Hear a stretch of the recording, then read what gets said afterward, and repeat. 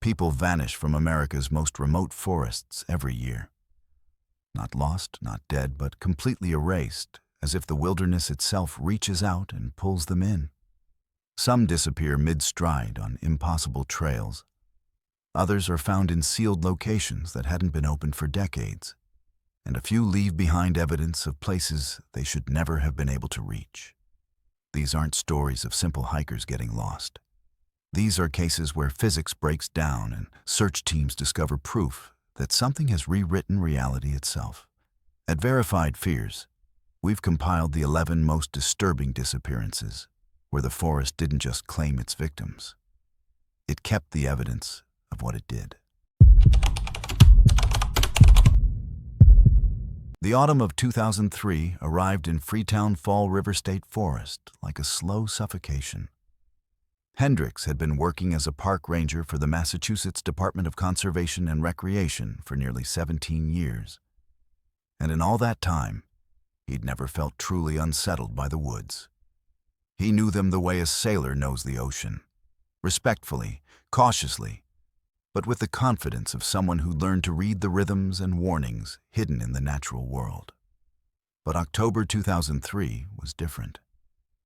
The Bridgewater Triangle, that mysterious stretch of Massachusetts where Freetown sat, nested like a dark secret, had been reporting an unusual number of disturbances that autumn. Hikers were calling in about strange voices echoing through the pines, equipment malfunctioning for no apparent reason, and a peculiar quality to the silence that made even seasoned outdoorsmen uncomfortable. Hendricks had been assigned to investigate reports of illegal activity, unauthorized camps, destroyed equipment, and evidence of what locals whispered about in low voices. Ritual sites, occult symbols carved into trees, and circles of scorched earth where nothing would grow. On October 23rd, Hendricks left the ranger station at dawn in his marked truck, heading toward the northern perimeter where most of the recent disturbances had been reported. He carried his standard equipment: radio, flashlight, compass, field notebook, and a camera for documentation. His supervisor, Bryce Aldridge, logged him out at 5:47 a.m. with a standard check-in scheduled for 2:00 p.m. Hendricks drove the access roads with deliberate slowness, cataloging the forest around him, noting the way the morning mist clung to the undergrowth and how the canopy seemed to block out more sunlight than it should at that hour. The radio crackled occasionally, routine traffic from other rangers on duty. And Hendricks responded in his typical clipped, professional manner. Around 8:30 a.m., nearly 3 hours into his patrol, he made a call to report his position and condition. "Ranger Webb at Checkpoint 7, all normal," he'd said, his voice steady through the static. Those words would be the last anyone ever heard from him. The scheduled 2:00 p.m. check-in came and went in silence. Bryce waited until 2:15 p.m. before attempting to raise Hendricks on the radio, calling repeatedly without response. At first, there was no concern. Radios malfunctioned sometimes, especially deep in the forest where the dense canopy created dead zones. But when 4:00 p.m. arrived, and still no signal, Bryce initiated protocol. He called other rangers to begin a preliminary sweep of the northern sector, specifically checking the access roads and main patrol routes Hendricks had mentioned in his morning briefing. The search remained casual, almost routine, until sunset when a ranger discovered Hendricks's truck parked exactly where it should have been, parked near Checkpoint 7. Everything about the scene was wrong. The truck's engine was still running. The headlights were on despite the fading afternoon light, and the radio was producing continuous static, as if broadcasting into an empty void. When the ranger approached, he noticed something that sent ice through his veins. The truck's doors were locked from the outside, all 4 of them secure and undisturbed. Through the window, the ranger could see the keys still hanging in the ignition, the engine rumbling softly in the gathering dusk. Hendrix's field notebook lay on the passenger seat. His camera sat on the dashboard, and his radio was clipped to the sun visor where he always kept it. Everything a ranger would need to survive in the woods remained perfectly organized inside the vehicle. Everything except Hendrix himself. What happened next escalated the situation into something that would consume the attention of state police, park rangers, and search and rescue teams for weeks. When they forced open the truck door and began examining the interior, they discovered something that defied explanation. The dashboard was covered, completely covered, in handprints. Dozens of them. They appeared on the steering wheel, the dashboard, the inside of the windows, pressed against the glass from within the cab. But here was the impossible part.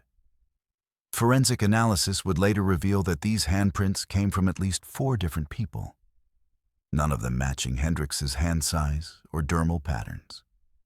In a locked vehicle with no signs of forced entry, the doors never opened from the inside. Investigators found evidence that multiple other individuals had been inside that truck with Hendrix. The handprints weren't frantic or violent. They weren't smeared or desperate. They were deliberate, placed, pressed against surfaces as if whoever they belonged to was standing calmly inside the cab of a locked vehicle, hands against the glass, observing something outside. Forensic experts brought in from Massachusetts State Police studied the prints in confusion. They couldn't identify any matches in their database. They weren't animal prints, which the forest rangers immediately insisted they weren't. They weren't children's hands. The size was wrong. They were adult human hands, perfectly formed, perfectly ordinary, except for their impossible presence in that sealed truck. Hendrix's final patrol logs, retrieved from the truck, documented his movements throughout the morning. His handwriting grew progressively more erratic as the day continued. The first entries were neat and precise: timestamps, locations, observations about trail conditions and equipment status. But by 11:30 a.m., his handwriting had deteriorated into something almost illegible. His final entry was just a single sentence repeated 4 times across an entire page. "They're in here with me." The words grew larger with each repetition, the pen pressing harder into the paper until the final iteration nearly tore through. The entry was time-stamped 11:43 a.m., more than 2 hours before Bryce's initial attempts to reach him on the radio. The search for Hendrix Walden expanded rapidly. Bloodhounds tracked his scent from the truck in multiple directions, but within 100 yards, every trail went dead. Not lost, but stopped, as if his scent simply vanished into the air. Teams searched the forest systematically for weeks, expanding outward in concentric circles from Checkpoint 7. They searched the surrounding ravines, the thick stands of pine where a body could be hidden for years, the bog areas and rocky outcrops. They found nothing. No clothing, no body, no trace of Hendrix beyond his truck, and that disturbing notebook filled with his increasingly fractured observations. The case files noted something else recovered from Hendrix's truck that the media never reported. His camera contained 247 photographs from that morning. The first 200 were standard ranger documentation: trail conditions, debris sites, areas requiring maintenance. But the final 47 photographs were all identical, all taken from inside the truck, all showing the exact same image: the empty passenger seat beside him. In every photograph, the passenger seat appeared occupied, not by a visible figure, but by a presence, by a distortion in the air, by something that the camera registered but human eyes couldn't perceive. The images showed depression in the upholstery, as if someone was sitting there. The final photograph was taken at 11:42 a.m., 1 minute before his desperate entry in the notebook. Hendricks vanished that October morning, and the Freetown Fall River State Forest kept whatever took him. The locals stopped asking questions after a while. The official report filed with the state attributed his disappearance to possible suicide, though no body was ever found and no motive was ever established. The handprints in the truck remained unidentified. The photographs with their ghostly passenger seat were eventually sealed in evidence storage. But if you venture into that forest on late October afternoons, if you drive those access roads and past Checkpoint 7, locals say that sometimes you'll see a marked ranger truck parked there. The engine will be running, the headlights will be on. And if you look in the windows, you might see the dashboard is covered in handprints that weren't there moments before. The new moon rises in September, like a promise no one should trust. Maximiliano had spent the last 3 months in Maine, conducting one of the most detailed studies of nocturnal wildlife migration patterns the state had ever commissioned. His research required him to venture into the backcountry of Randolph Forest during the darkest nights, documenting owl movements, tracking bat populations, and cataloging the mysterious nocturnal creatures that stirred in those dense woods when the sun vanished. He was 32 years old, a doctoral candidate from the University of Maine with a meticulous mind and an almost obsessive attention to detail. His funding had been generous, his timeline demanding, and his determination unwavering. By September 1987, he was approaching the critical phase of his research, the new moon period when darkness was absolute, and the animals behaved most distinctly according to his preliminary observations. Maximiliano rode his mountain bike into Randolph Forest on September 18th at 6:47 p.m., just as the last traces of daylight were retreating beyond the tree line.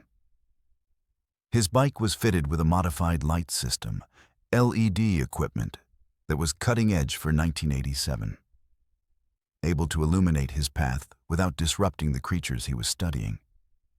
He carried 2 specialized cameras with thermal imaging capabilities, recording devices, a leather-bound notebook for immediate observations, and enough supplies to sustain him for a 30-hour expedition. The forest access roads were well maintained, relatively flat, perfect for cycling even in complete darkness once your eyes adjusted. Maximiliano had mapped his route meticulously, planning to cycle through 7 specific checkpoint zones throughout the night, spending approximately 3 hours at each location, conducting observations and recordings. He was staying at a small cottage 10 miles from the forest and planned to return by 2:01 p.m. the following day for a full day of rest before the next night's expedition. His first checkpoint at 7:15 p.m. was reached without incident. The forest was alive with sound, the rustle of small mammals in the underbrush, the distant calls of owls beginning their nightly hunts, the wind moving through pine needles in patterns that seemed almost musical. Maximiliano documented everything in his meticulous handwriting. Temperature was 43 degrees Fahrenheit, humidity at 72%, wind coming from the northwest at approximately 8 miles per hour. Animal activity was moderate, matching the baseline data he'd collected on previous new moon nights. Everything was normal. Everything was perfect. He spent 3 hours at Checkpoint 1, recording approximately 40 minutes of video, taking detailed notes, and photographing the thermal signatures of various creatures moving through the undergrowth. By 10:15 p.m., he was back on his bike, pedaling deeper into the forest toward Checkpoint 2. The cycling between checkpoints was where Maximiliano began to notice something subtly wrong. The darkness was total, absolute in a way that seemed unnatural, even accounting for the new moon. His LED lights, which typically projected a clean cone of illumination extending 40 feet ahead of him, seemed somehow diminished. The beam felt like it was being absorbed by something in the air itself, as if the darkness was a physical substance resisting the light. Maximiliano attributed this to atmospheric conditions, perhaps increased particulate matter or moisture in the air, and continued pedaling. The trail beneath his tires was familiar, the route memorized from previous expeditions. He shouldn't need the lights anyway. He knew every curve, every slight incline, every place where the road widened or narrowed. His body moved through the darkness with confidence born from repetition. But something was fundamentally different about this particular night. And by 11:30 p.m., when Maximiliano should have reached checkpoint 2, he was still cycling through unchanging forest. The landscape hadn't evolved. He'd passed no landmarks that should have appeared 2 hours into his journey. His internal clock, always reliable, suggested he'd been riding for nearly an hour longer than the distance should require. Maximiliano slowed his bike and checked his odometer, a mechanical device that couldn't malfunction, couldn't lie. According to the measurement, he'd traveled only 2.4 miles. According to his route planning, checkpoint 2 should be 4.5 miles from checkpoint 1. He was exactly 2.1 miles short of where he should be. Maximiliano pulled over and consulted his map, positioning his flashlight carefully so the beam wouldn't disturb nocturnal animals. The map showed no obstacles, no detours, nothing that would explain why he hadn't reached his destination. He decided to push harder, pedaling with renewed intensity, determined to make up the distance.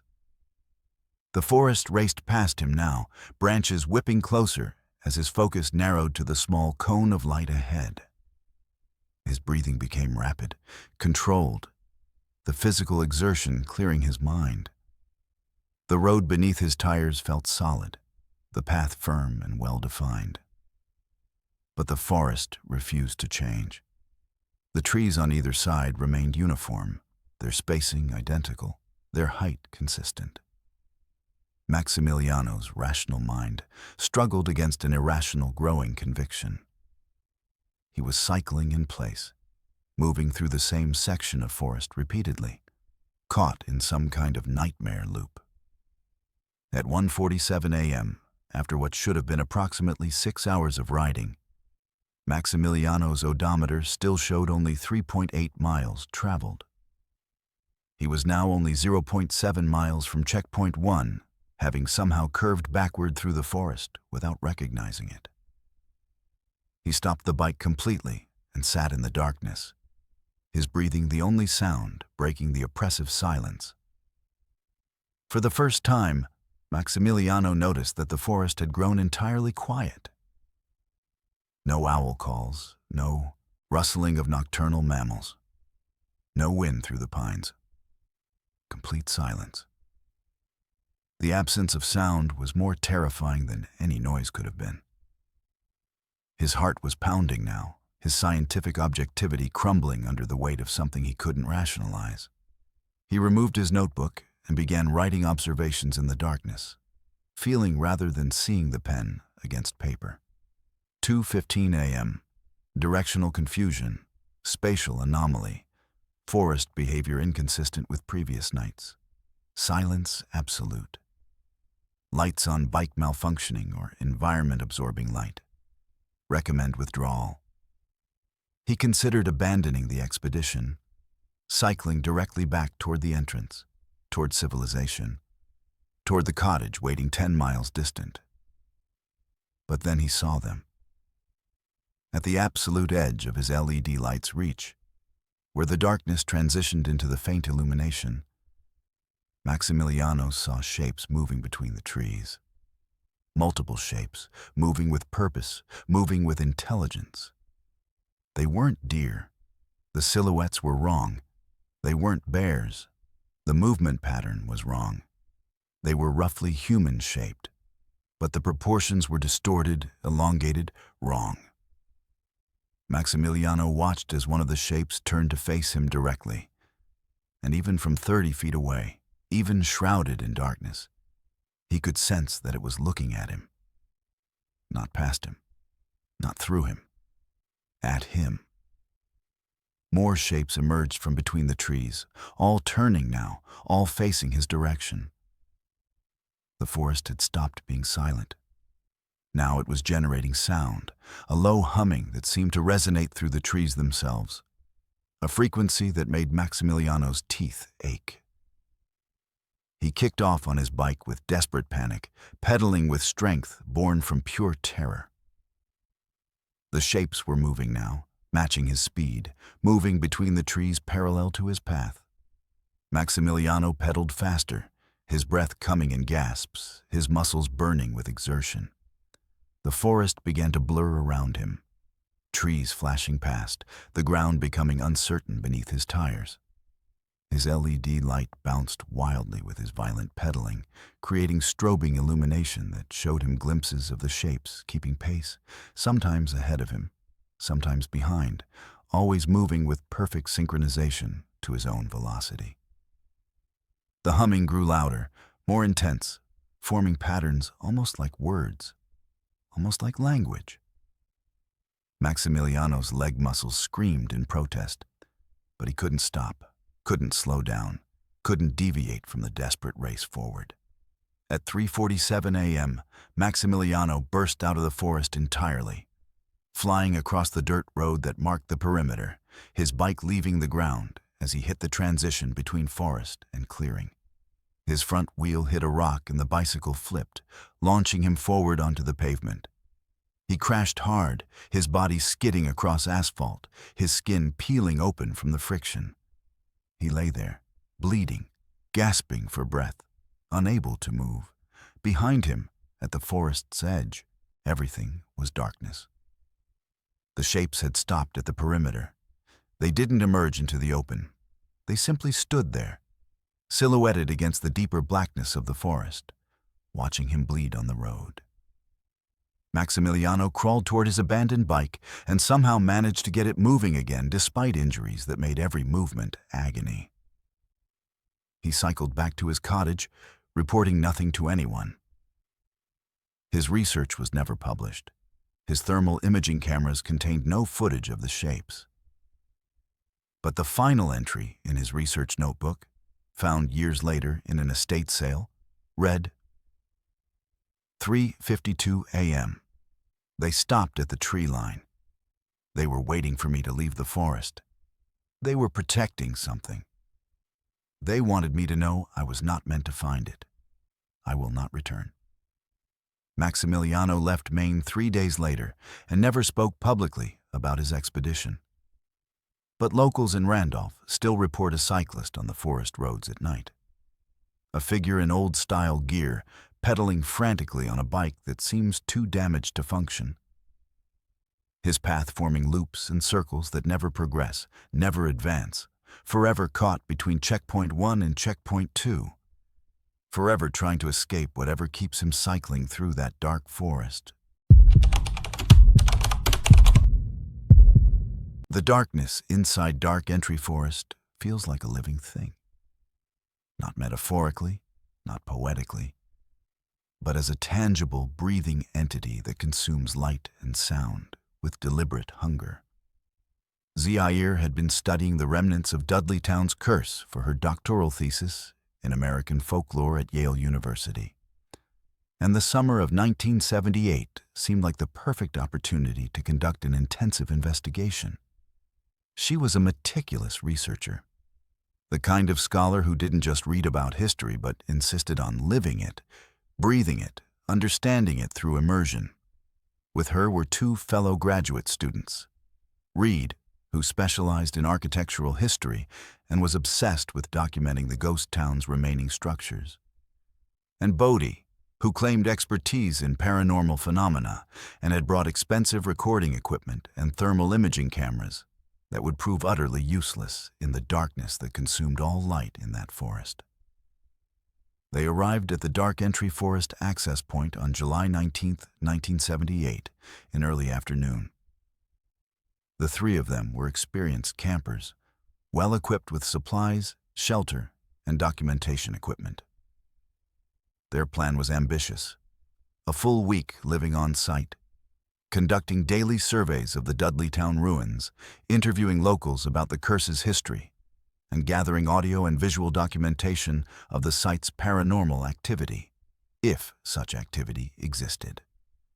Zaire was skeptical about the supernatural aspects, but respected her colleagues' beliefs. She was there for the history, the sociology of mass disappearance, the psychological impact of community dissolution. Reed and Bodie were there for the unexplained. The three of them set up camp just outside the forest proper, on cleared land where afternoon sun still reached, establishing their base before venturing into the woods proper. The forest itself began approximately 200 meters from their campsite, marked by a subtle transition where the deciduous forest gave way to something older, denser, more oppressive. The trees in Dark Entry were predominantly hemlock and white pine, species that grew so densely they created a perpetual twilight even in midday. Local histories describe the area's darkness as supernatural, a curse inherited from Dudleytown's mysterious abandonment in the 1800s.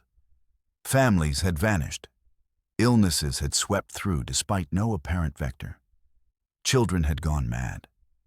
And one by one, the residents had abandoned the settlement until nothing remained but crumbling foundations and the weight of collective tragedy pressing down through the centuries.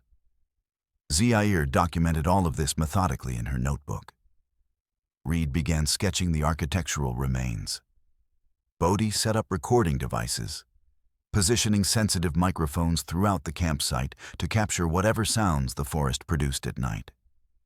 On their second day, July 20th, Reed discovered something unusual while exploring the Dudleytown ruins. The foundation of what had been the central meeting house contained markings, symbols carved into the stone with meticulous precision. Not random scratches or vandalism, but deliberate symbols arranged in geometric patterns. Bodie photographed them extensively, while Zaire documented their locations and the characteristics of the stone. The symbols didn't match any known regional indigenous markings. They didn't correspond to any occult notation either, at least not any that Bodie recognized. But something about them created an inexplicable sense of unease. That night, the three researchers sat in their camp, a fire burning in a metal pit, and discussed what they'd found. Reed hypothesized about cult activity. Bodie suggested something older, something pre-colonial. Zaire recommended careful documentation and rational analysis. The conversation faded as darkness fell. Around 2:30 a.m. on July 21st, all three of their recording devices activated simultaneously. Bodie woke to find every piece of equipment running, consuming batteries, registering activity despite no one having activated them. He woke Reed and Zaire, and the three gathered around the devices, watching in fascination as audio meters jumped and thermal cameras registered anomalies throughout the campsite. Something was present. Something was generating heat signatures, producing sound waves, existing in their camp in complete darkness. Bodie's equipment suggested three distinct presences moving in circles around their tents. Zaire rationalized animals, thermal artifact, equipment malfunction. Reed stood watch, wanting to see whatever was creating the signatures. For 3 hours, they documented the activity. Then, at 5:47 a.m., everything stopped. The recording ceased. The anomalies disappeared. And as dawn light began filtering through the forest canopy, normal campsite sounds resumed. They investigated their perimeter thoroughly in the morning, finding no tracks, no evidence of animal activity, no logical explanation for the night's recordings. Bodie wanted to abandon the site, but Zaire insisted they continue. This was exactly the kind of data they needed, unexplained phenomena that required investigation rather than retreat. Reed agreed, suggesting they expand their recording coverage. They spent July 21st securing additional equipment, expanding their sensor net, fortifying their camp with larger fires and better lighting. That evening, they attempted to make contact with whatever had visited them the previous night. Bodhi led a ritualistic approach, using the symbols they'd photographed from the Dudleytown ruins, attempting to communicate with whatever entity might be attracted to such markings. Reed read historical accounts of the town's dissolution. Zaire documented everything, maintaining her scientific objectivity even as the sun set and the forest's darkness reasserted its dominion. The second night was different. The recordings activated again around 2:15 a.m., but this time they captured something more disturbing than thermal anomalies or undefined sounds. Bodhi's most sensitive microphone captured voices, whispered, urgent, speaking in unison. The audio was nearly impossible to understand, but phonetic analysis later suggested words in a language no one could identify. The temperature around the camp dropped 17 degrees in under 4 minutes. Ice formed on their tent exteriors despite the summer season. And the recording devices captured visual evidence that made no logical sense. Thermal imaging showed shadows moving inside their sealed tents with them. Not reflections of external movement, but figures, humanoid silhouettes, standing beside each researcher while they slept, hands extended, touching them. By July 22nd, something fundamental had shifted in the three researchers' understanding of their situation. They had documented phenomena that contradicted every rational framework they possessed. Bodhi was openly frightened, suggesting immediate evacuation. Reed remained fascinated, wanting to continue the investigation despite visible fear in his expressions.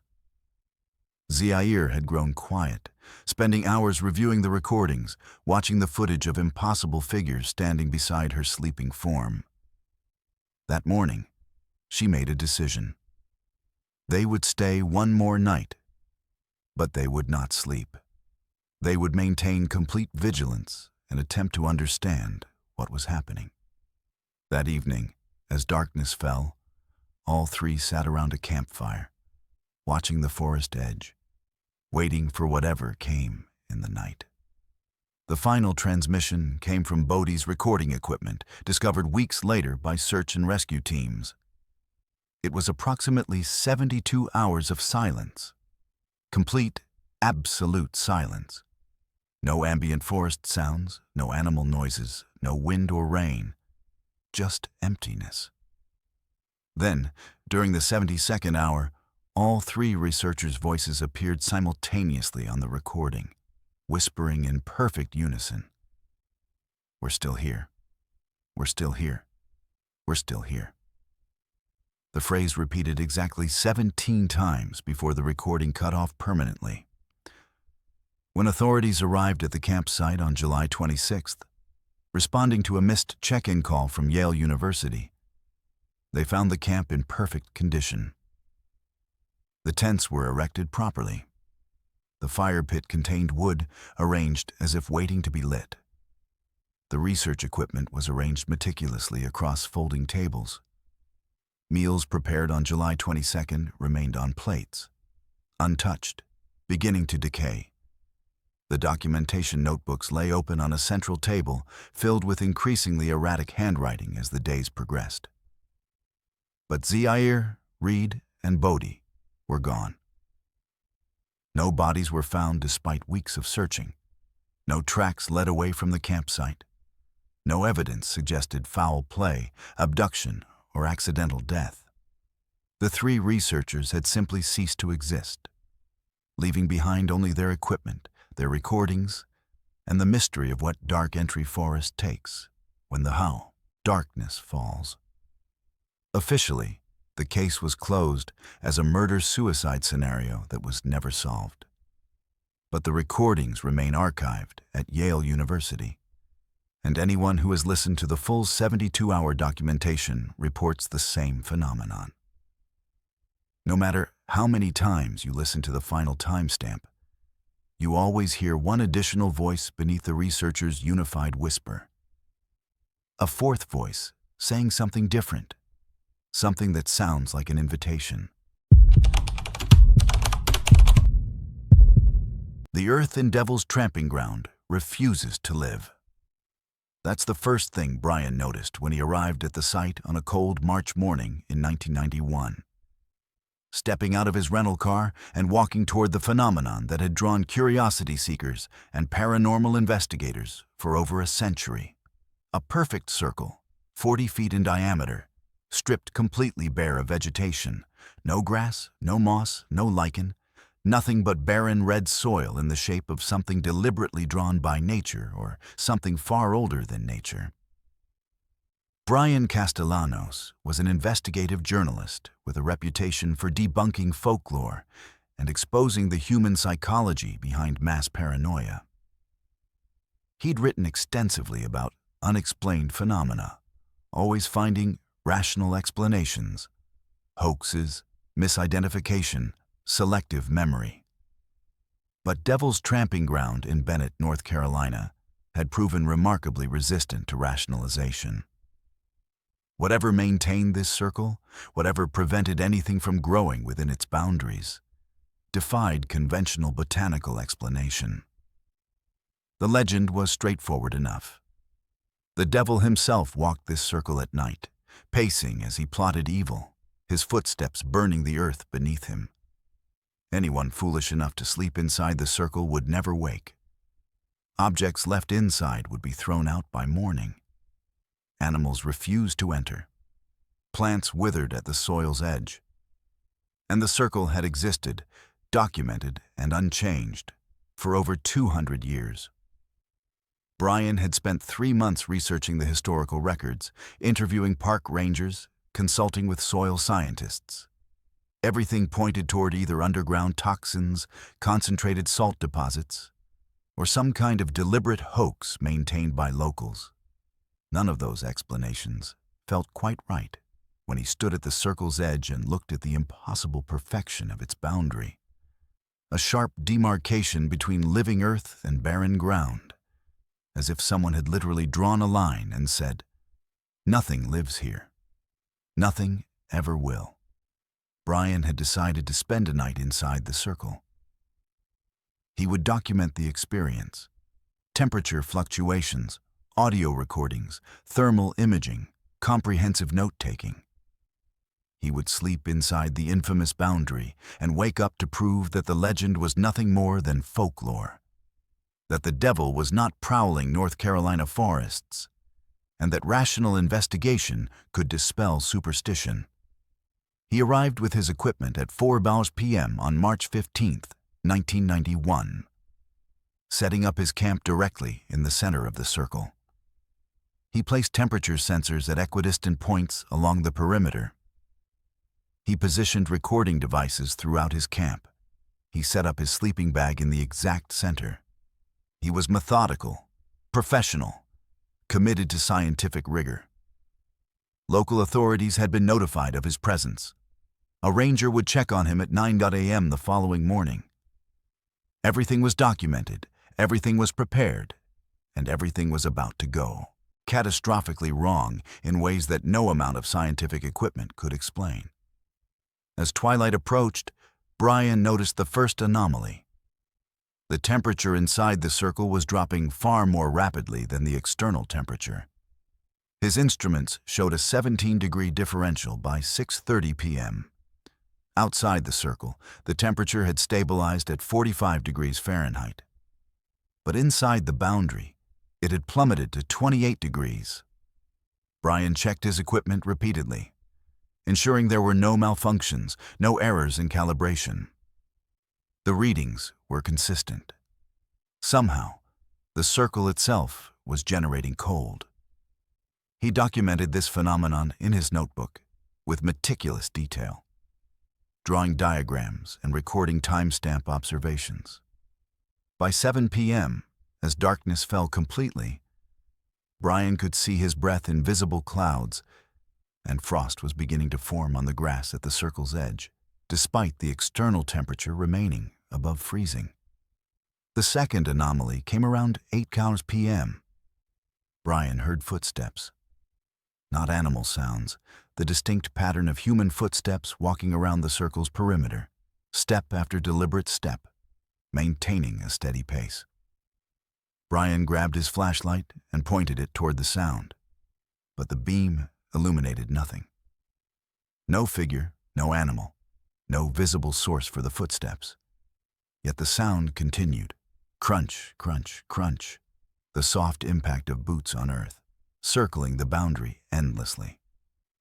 Brian's pulse elevated.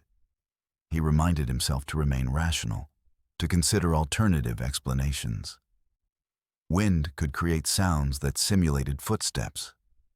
Animals could move through brush in patterns that sounded deliberate.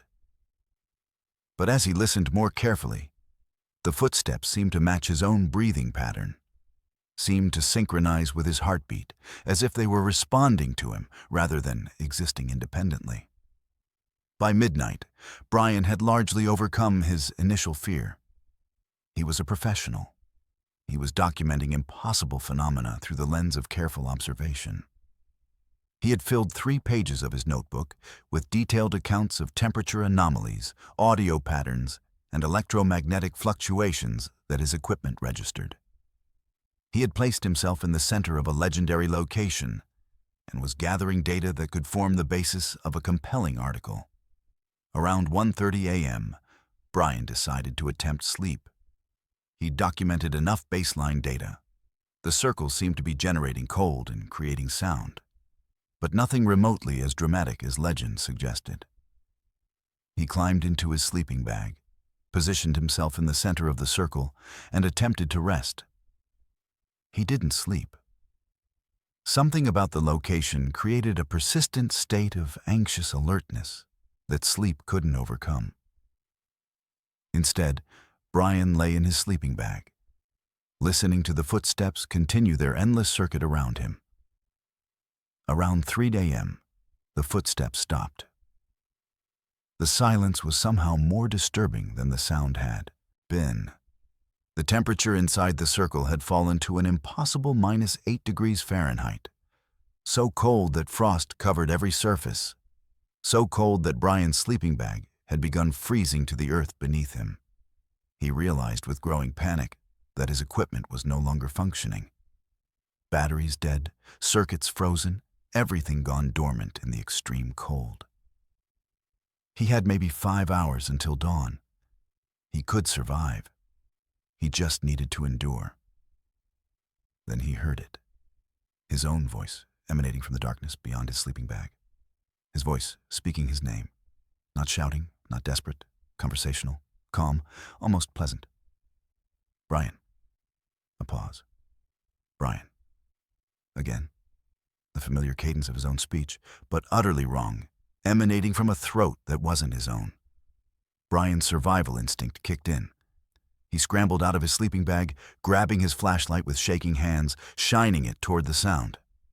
The beam caught movement. A figure that looked exactly like him, standing perhaps 20 feet away, near the circle's edge. Same height, same build, same clothing, same face, but with an expression that Brian's face had never worn. An expression of ancient hunger, of something vastly older wearing a familiar mask. The figure smiled. "The circle accepts you," it said in Brian's voice. "The earth accepts you. One of us stays. One of us leaves." Behind the figure, Brian could see more shapes emerging from the darkness, all wearing the same face, all moving with synchronized precision, all turning to look at him with that same terrible hunger. Brian ran. He broke through his camp, abandoning his equipment, running toward the circle's boundary, running toward the ranger who would discover his camp in the morning and find nothing but Brian's frozen equipment, his sleeping bag still half crawled into, and his notebook filled with progressively more frantic observations. Brian Castellanos burst through the forest perimeter at 4:47 a.m., his body moving on pure survival instinct, abandoning all pretense of investigative professionalism.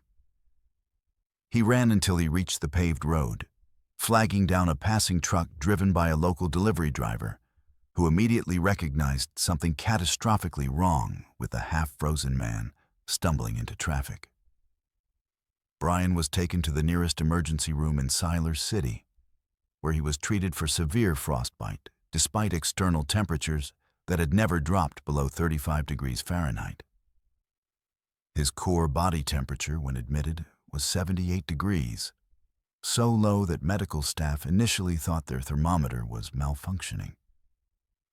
His left hand was completely gangrenous, tissue blackened and dying despite no logical explanation for why prolonged freezing would occur in a forest that, according to all meteorological records, never reached sub-freezing temperatures that night. The frostbite was the least of Brian's problems. Psychiatric evaluation revealed something far more disturbing. Brian couldn't articulate what he'd experienced inside the circle. He could describe the cold, the footsteps, the figures wearing his face. But when doctors asked him specific questions about the timeline, about what happened between the moment he fled the circle and the moment the delivery driver found him, Brian had no memories. 6 hours simply vanished. His watch had stopped at 3:47 a.m. and refused to function again despite being a brand new Rolex. His clothing bore evidence of his ordeal: frost damage, tears from running through undergrowth. But also something else. Handprints. Dozens of them. Handprints that matched Brian's hands exactly, pressed into his clothing from the outside, as if multiple versions of himself had grabbed him during those missing 6 hours. Brian's formal statement to authorities was recorded and filed with Chatham County Police. He claimed no memory of the missing time. He refused to discuss what he'd seen before the gap. He submitted his equipment, his recordings, his thermal imaging data, all of which showed exactly what he'd documented: the impossible cold, the unexplained footsteps, the synchronized electromagnetic anomalies. But the final 6 hours of recordings were corrupted beyond recovery. The hard drives were physically intact, but the data was unreadable, as if something had deliberately scrambled the information. Brian insisted that all of his published work on debunking paranormal phenomena be retracted. He refused future investigations. He took a leave of absence from his news organization and eventually disappeared from public life entirely. The ranger who discovered his abandoned camp found Brian's notebook in the center of his sleeping bag. The final entries were written in a handwriting that grew progressively more erratic, more desperate. The last legible entry read, "They're showing me things. They're showing me the places I'll walk. They're showing me how many of me will grow in the circle. I need to leave. I need to leave before I become one of them. I don't know which one is me anymore." The pages that followed were covered in handprints. Dozens of them, all matching Brian's hand exactly, overlaid in frantic patterns across the paper. It was as if he'd been surrounded, trapped, and was simultaneously pressing his hands against every surface, trying to ensure that at least one version of himself remained identifiable. Official reports attributed Brian's frostbite to exposure and suggested a psychiatric episode. The missing 6 hours remained unexplained. His equipment malfunctions were attributed to battery failure in extreme cold. The case was closed, but Brian Castellanos never fully returned to the man he'd been before March 15, 1991. He lived quietly, worked unremarkable jobs, spoke to no one about his experience. Until 1997, when he reached out to a paranormal researcher named Dr. Elizabeth Hartwell, insisting that he needed to document exactly what had happened inside the circle before he died. Dr. Hartwell met with Brian over a series of interviews throughout 1997. What he described was a fractured account of experiences that suggested something far more complex than simple paranormal activity. Brian claimed that inside the Devil's Tramping Ground, there existed a kind of pocket space, a location that didn't quite exist in normal reality, but functioned according to its own rules. The circle wasn't where the devil walked.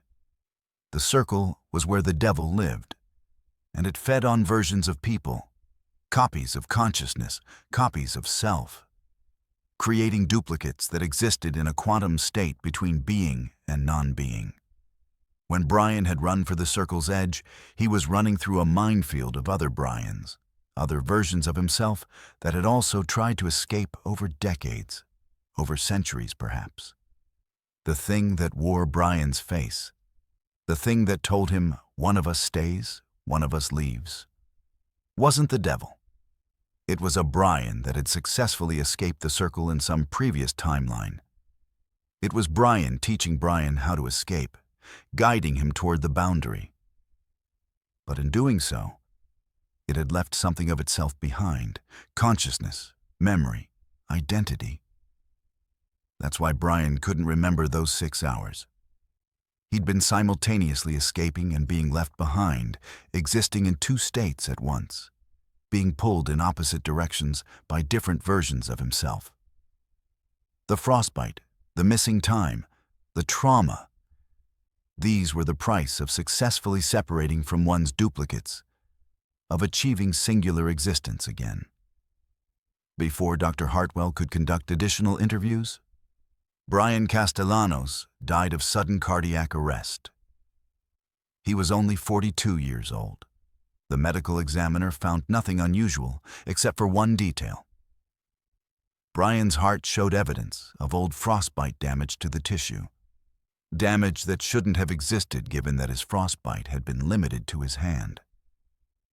It was as if his entire cardiovascular system had been exposed to extreme cold at some point, then healed, leaving scarring that eventually weakened the muscle.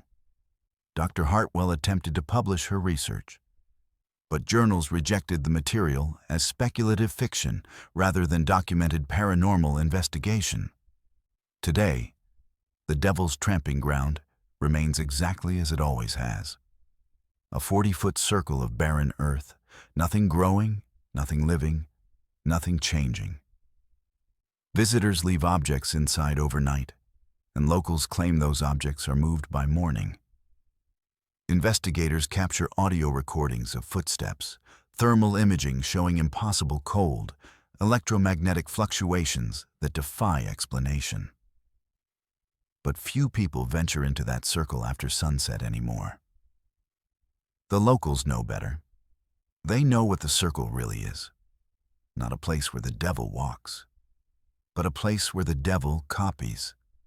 A place where versions of yourself might be waiting for you, showing you how to escape, teaching you the price of existing in singular form.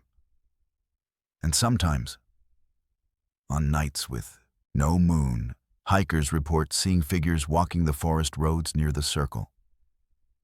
Figures that look exactly like them, walking in patterns that seem aimless and confused, as if they're looking for something they lost a long time ago. History moves like fog through the Virginia woods. Caden knew this intimately, had made it the centerpiece of his career as a Civil War historian and documentary filmmaker. He'd spent 15 years retracing the paths of revolutionary soldiers, documenting the routes of colonial militias, mapping the invisible highways that connected past to present in the wetlands and forests of the East Coast. By November 1969, Caden had become something of an obsessive, a meticulous reconstructor of moments that had shaped the nation, a man who believed that understanding terrain would unlock understanding of history itself. Old House Woods, in Matthews County on Virginia's eastern shore, represented the final piece of his most ambitious project. A comprehensive documentary tracing the actual routes of colonial militias through the Chesapeake region, showing how geography had influenced military strategy, how the land itself had shaped the outcome of conflicts. The forest itself had a reputation. Local residents spoke of it quietly, in the way people speak of places they avoid. Spectral soldiers marching through the trees at night. Phantom pirate ships floating impossibly through the woods, suspended between water and earth. Headless dogs prowling the perimeter. But Caden dismissed such folklore as cultural artifact, as the natural mythology that accumulated around any sufficiently old location.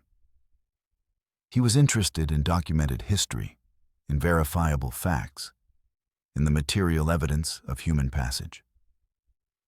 The paranormal aspects were window dressing, psychological projection born from dark woods, and cultural memory. He'd arrived at Old House Woods on November 10th, 1969, with his documentation equipment. A still camera, a video camera, a recent acquisition, rare and expensive. Recording devices, his journals, and detailed maps based on historical military records. Caden's plan was straightforward. Spend 3 days tracing the documented route of a 1781 militia column that had moved through these woods, documenting the journey through photography and film. He would establish camps at historical waypoints, conduct ground surveys, take measurements, gather physical evidence of the historical route. His intention was to produce a film that would show the correlation between documented military movements and actual terrain, demonstrating how effectively historians could reconstruct past events through geographical analysis. The weather forecast predicted clear skies and moderate temperatures, ideal conditions for his work. He was in exceptional spirits on that first evening, the sky still holding residual light as he set up his base camp near the documented coordinates of the 1781 militia's departure point from the Matthews area. The forest at dusk possessed a quality of stillness that Caden found oddly comforting. There was no wind, no animal sounds, just the subtle rustling of leaf litter settling beneath centuries of accumulated decay. He documented his camp setup on video, narrating his observations in the methodical tone of an academic. November 10th, 1969. Base camp established at coordinates marking the historical starting point of the militia column. Weather conditions optimal, visibility excellent. Proceeding with initial documentation of the primary route. He spent that first evening reviewing his historical maps, cross-referencing locations with his GPS coordinates, marking specific points where the regiment should have encountered natural obstacles. A stream that would have required crossing, a ridge that would have necessitated rooting around.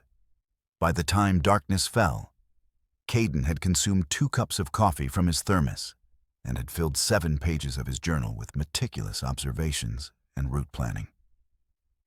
The second day was dedicated to actual field work. Caden followed his planned route through the forest, moving methodically from waypoint to waypoint. At each location, he filmed a segment narrating the historical context. The regiment would have encountered this creek crossing on November 17th, 1781. Current water depth approximately 2 feet. The documented accounts describe a delayed crossing due to flooding from recent rains. Evidence of historical passage likely washed away by subsequent water action. He was precise, professional, exemplary in his methodology. By midday, he had documented his first 3 waypoints and recorded approximately 90 minutes of usable film footage. He ate a sandwich at waypoint 3, sitting on a fallen log, reviewing his progress, feeling the particular satisfaction of work proceeding exactly according to plan. But the forest had begun to change around him in subtle ways. The quality of light had grown strange, not natural sunlight, but something filtered through an increasing haze despite the weather remaining clear. The shadows between trees had become deeper, more defined, almost architectural in their precision. And the sounds had shifted. Throughout the morning, Caden had documented normal forest ambiance. Bird calls, wind in branches, his own footsteps and equipment noise. But by early afternoon, the sounds had evolved into something different. At first, he attributed it to his own heightened awareness, to the psychological state of solitude in unfamiliar wilderness. But gradually, the sounds became unmistakable. Rhythmic marching, the distinctive cadence of organized military movement.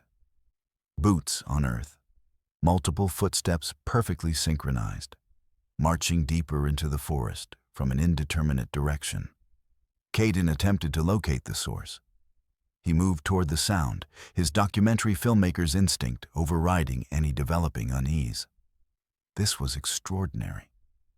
If there was actually a militia reenactment occurring in the area, it would provide extraordinary contextual material for his film.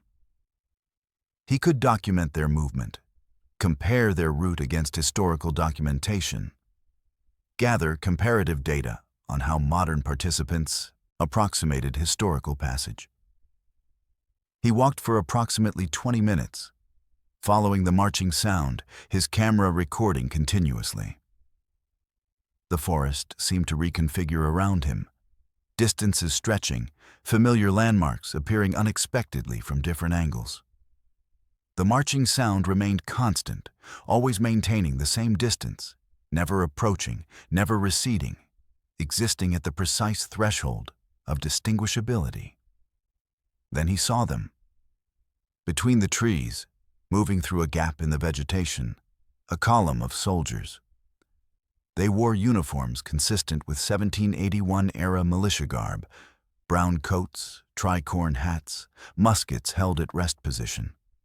They moved with perfect military precision, their footsteps producing that rhythmic marching sound that had drawn Caden forward. There were approximately 40 of them visible through the trees, but the line seemed to extend both forward and backward into the forest's depth, suggesting a column of potentially hundreds. Caden raised his camera and began filming, his hands shaking with the combination of excitement and something he couldn't quite identify. The soldiers marched in perfect formation, their faces obscured by shadows and distance, their movements mechanical, synchronized to an impossible degree. He filmed for several minutes, watching as the column wound deeper into the forest, moving perpendicular to any documented historical route. Then one of the soldiers turned to face him directly, not gradually, not naturally, but with the abrupt, mechanical precision of a puppet being repositioned. Other soldiers followed suit. They all turned to face Caden simultaneously, their heads rotating with identical timing. 40 faces, obscured, but all facing him now, all watching him. Caden stopped filming.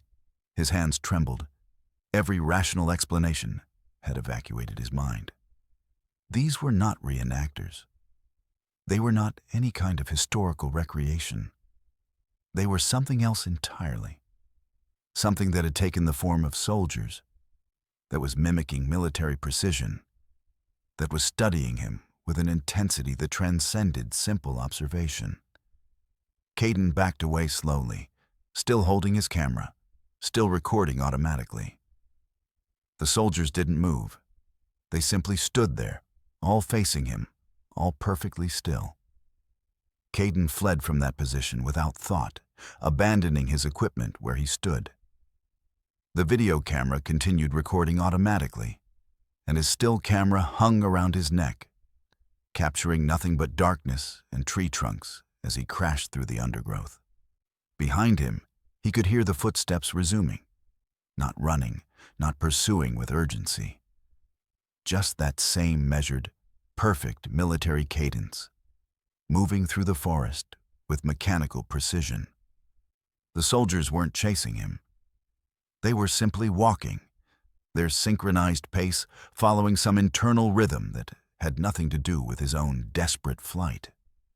Caden ran until his lungs burned, until his legs threatened to collapse beneath him, until the forest around him became completely disorienting, and he could no longer determine which direction represented the way back to his camp. He collapsed against a tree and forced himself to breathe, tried to calm his racing thoughts. Nothing he'd witnessed made sense. Reenactors couldn't move with such absolute synchronization. Human beings couldn't maintain such perfect coordination of movement. And the faces. He hadn't seen their faces clearly, but something about their featureless quality, their absolute uniformity, had struck a primal terror deeper than any rational fear could generate. Caden checked his compass and attempted to reorient himself. According to his positioning, his camp should be approximately 2 miles to the southeast.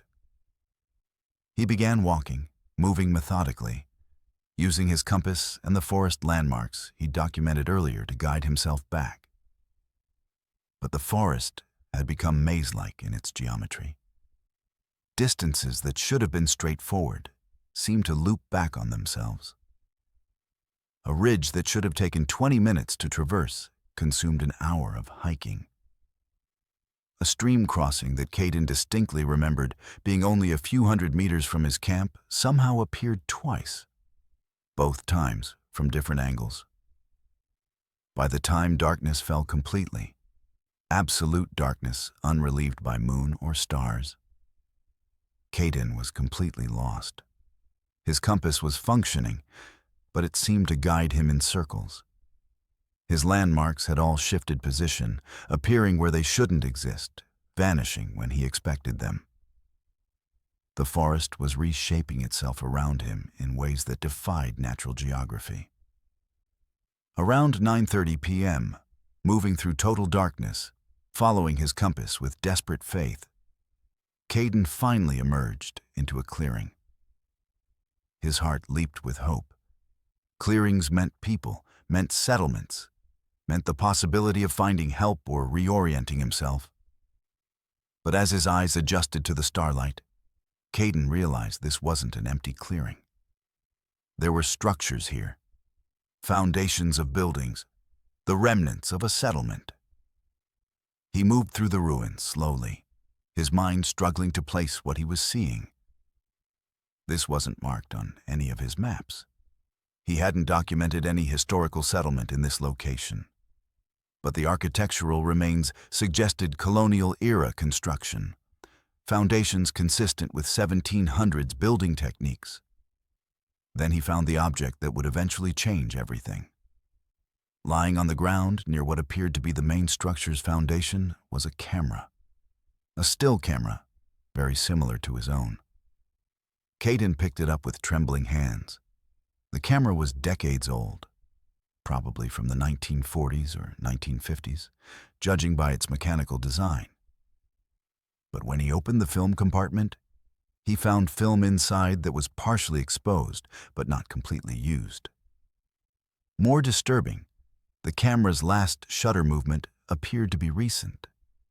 The mechanical mechanism still possessed a tiny amount of spring, tension, as if it had been operated within the last days or weeks. Caden pocketed the camera and continued exploring the ruins. In the foundation of what appeared to be a storage structure, he found more objects. A leather journal, its pages brittle and faded. A pencil case. A pair of binoculars. Pieces of clothing so degraded they were barely recognizable. Caden opened the journal with extreme care.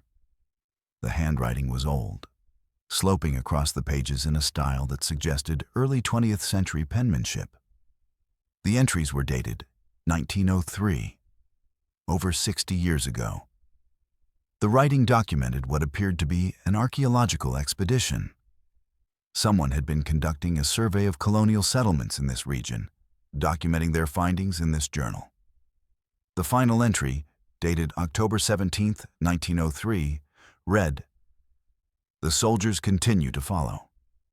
They maintain distance, but never deviate.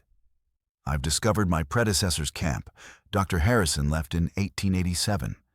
His equipment remains, his notes scattered. He describes identical phenomena to what I'm experiencing. The forest doesn't want observers. It doesn't want documentation. The The soldiers are protectors of something. I'm returning to camp to retrieve my equipment and depart immediately. These woods contain history that shouldn't be disturbed. The soldiers have shown me this. I understand now. Caden's hands shook as he held the journal. The implications were staggering. If this 1903 explorer had experienced the same phenomena, if there was evidence of a predecessor to that explorer from 1887, the timeline extended back much further than any documented historical record. How many researchers had ventured into these woods and encountered the same spectral soldiers? How many had abandoned their work and left behind only traces of their presence? And more troubling, had any of them successfully escaped? Or did they remain, like the soldiers themselves, trapped in an eternal repetition of their final actions? Caden retrieved his own camera from around his neck and photographed every page of the journal. He collected the old camera and other artifacts, creating a small collection of evidence. His logical mind was warring with the overwhelming strangeness of the situation. These were physical objects. They could be documented, analyzed, verified. This was evidence that something extraordinary was occurring in Old House Woods, something that transcended simple paranormal folklore. Multiple researchers across multiple decades had encountered identical phenomena. The soldiers weren't imagination. They were real enough to leave traces, to interact with the physical world, to guide or drive away researchers. As midnight approached, Caden decided to return to his original camp. He had his compass, his bearings, and a clearer understanding of the forest's geography, distorted as it was. Using the historical maps and the new information gathered, he calculated a route back to his base point. The walk took 3 hours despite what should have been only a 2-mile distance.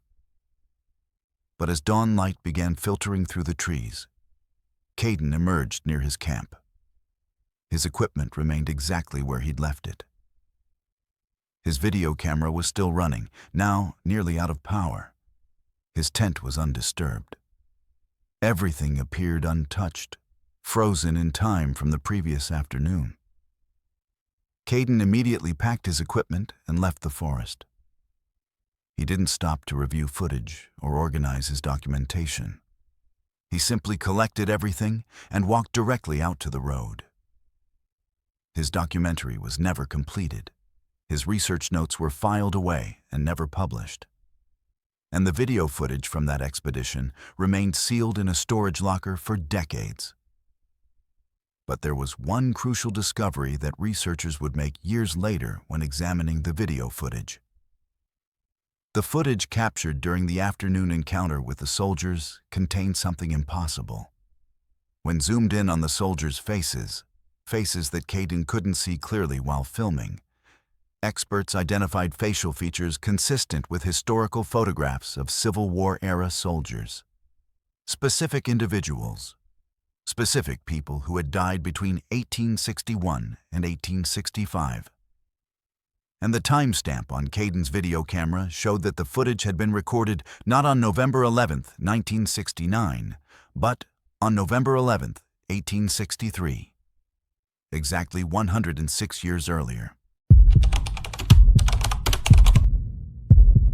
The water remembers.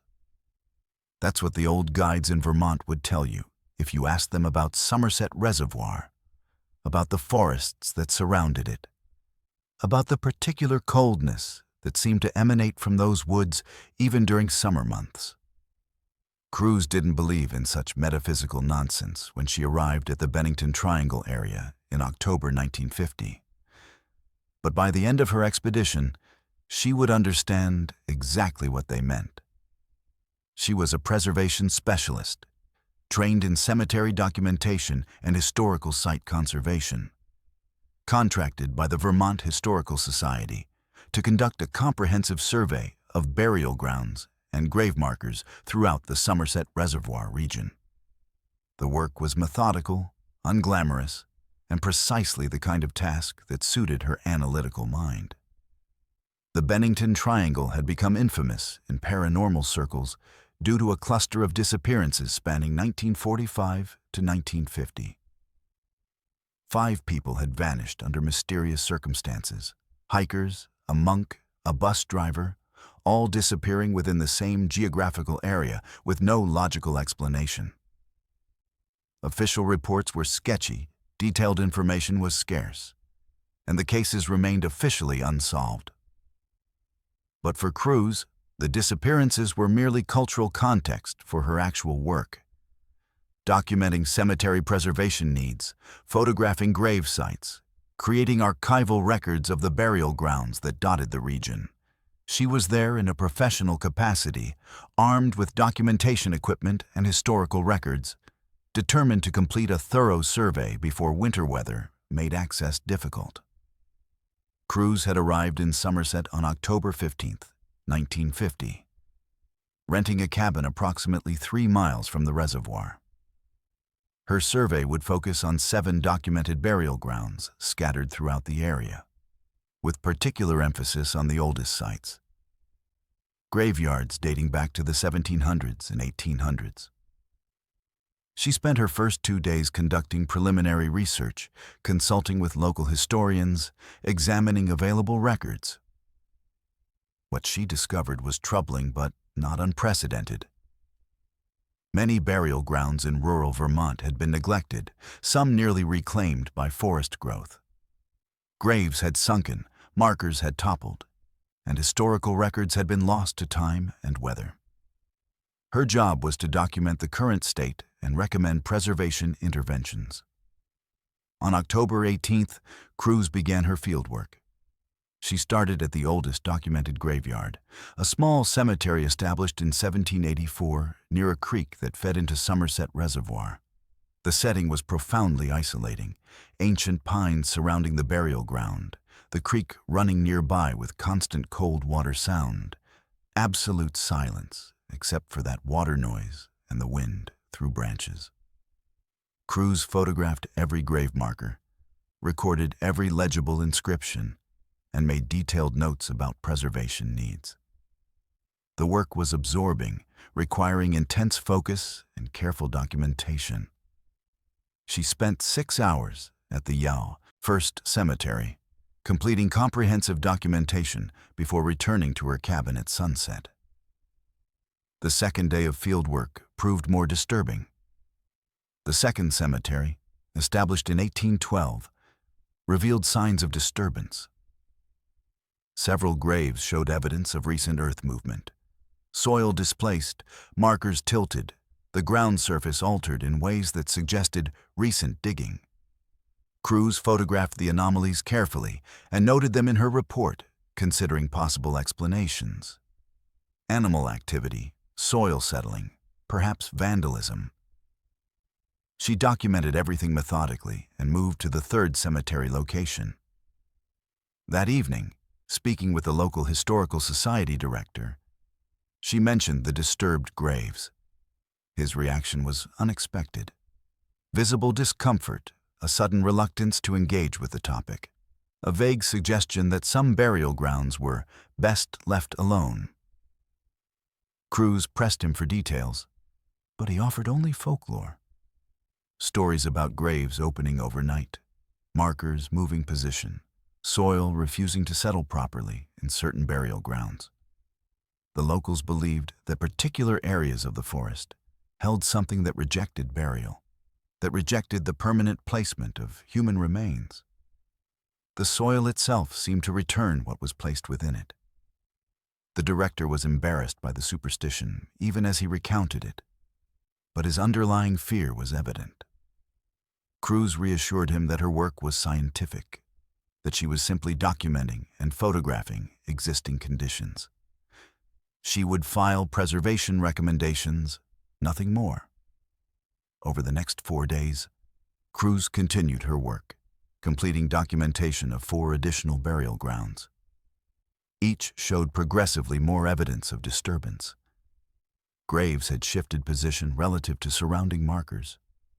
Soil in certain burial plots had been pushed upward, as if something was trying to escape from beneath the earth. Several graves had partially collapsed, creating irregular depressions in the ground. Vegetation seemed to avoid particular burial sites entirely. Soil that should have supported grass and moss remained bare and compacted. By the 22nd of October, crews had photographed her seventh and final cemetery, a small burial ground established in 1887, containing fewer than 30 graves. This final cemetery was different. While the other graveyards had been situated in clearings or areas with some separation from the surrounding forest, this cemetery was completely enclosed by trees.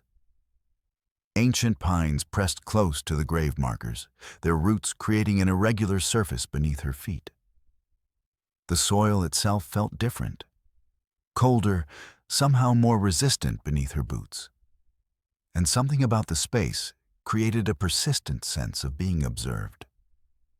Crews attempted to dismiss the sensation as psychological, as natural discomfort in an isolated forest location. But as she documented the graves systematically, moving from one marker to the next, she became aware of a pattern. The graves were arranged in perfect geometric progression, not organic cemetery placement, but deliberate geometric arrangement. As she marked each position on her mapping sketch, a perfect octagon shape emerged from the grave placements. 8 graves, positioned at the octagon's points, and a 9th grave at the center. A single burial surrounded by 8 others in perfect geometric pattern. The central grave's marker was older than the others, carved in a style suggesting 1850s or 1860s work. But while all the other markers displayed names, dates, and epitaphs, the central grave's marker was blank. Smooth stone, completely unmarked, providing no indication of who lay beneath or when they had been buried. As crews photographed the central marker, she noticed something that made her stomach tighten. The soil around the central grave was actively settling, moving slightly inward, as if something beneath the earth was shifting, compacting, creating space. She watched for several minutes, documenting the phenomenon photographically, her scientific mind simultaneously struggling to rationalize what she was observing. Soil didn't behave this way. Graves didn't settle with visible, continuous movement. Something was happening beneath the earth, something active, something generating force enough to move soil perceptibly. Then she saw it, a hand emerging from the ground beside the central grave marker. Human hand, pale, rigid, fingers extended outward. Before her rational mind could process what she was witnessing, before she could move or react, the hand withdrew back into the earth with a sudden, jerking motion. The soil collapsed inward where the hand had been, creating a small depression. And then everything was silent. Everything was still. The forest around the cemetery had stopped producing any sound at all. Even the wind had ceased. Even the normal ambient sound of living forest had vanished. Cruz ran. She fled through the forest, away from the cemetery, away from the hand that had emerged from the earth, away from every rational explanation her mind could construct. She crashed through undergrowth with no regard for direction, driven by primitive terror that overrode all training and professionalism. Behind her, she could hear movement. Not running, but following. A sound like earth itself was shifting, like the soil was moving in pursuit. She ran until her lungs burned, until her legs threatened to collapse, until she burst through a stand of pines and found herself on the shore of Somerset Reservoir, the water black and still in the late afternoon light. Cruz collapsed on the rocky beach, gasping for breath, trying to process what she'd witnessed. The hand had been real. The withdrawal, the soil settling, the absolute silence that followed. None of it could be fabricated by her imagination. She needed to leave. She needed to abandon her documentation, abandon her research, abandon everything, and simply escape this place.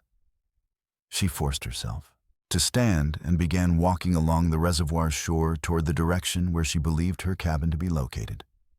The sun was setting now, the light failing rapidly, the forest around her taking on qualities that seemed increasingly hostile and alive. That's when she saw it. A body, lying half submerged in the shallow water at the reservoir's edge. A female body, approximately her own age, wearing clothing from another era, late 1800s style dress, the fabric waterlogged and deteriorated. The body's skin was white, preserved by the cold water, the face turned partially away. But there was something immediately disturbing about the corpse beyond its obvious antiquity. It was moving, not floating, not being moved by the current, but actively writhing, its limbs bending and straightening, the torso contorting. The body was alive in some terrible sense, animated by something that had nothing to do with ordinary biological function. Cruz backed away from the water. The corpse continued its writhing movement, and now other shapes were emerging from the reservoir's depths. More bodies, dozens of them, all rising from the water with that same terrible animated quality, all converging on the shore. Cruz recognized details on some of them.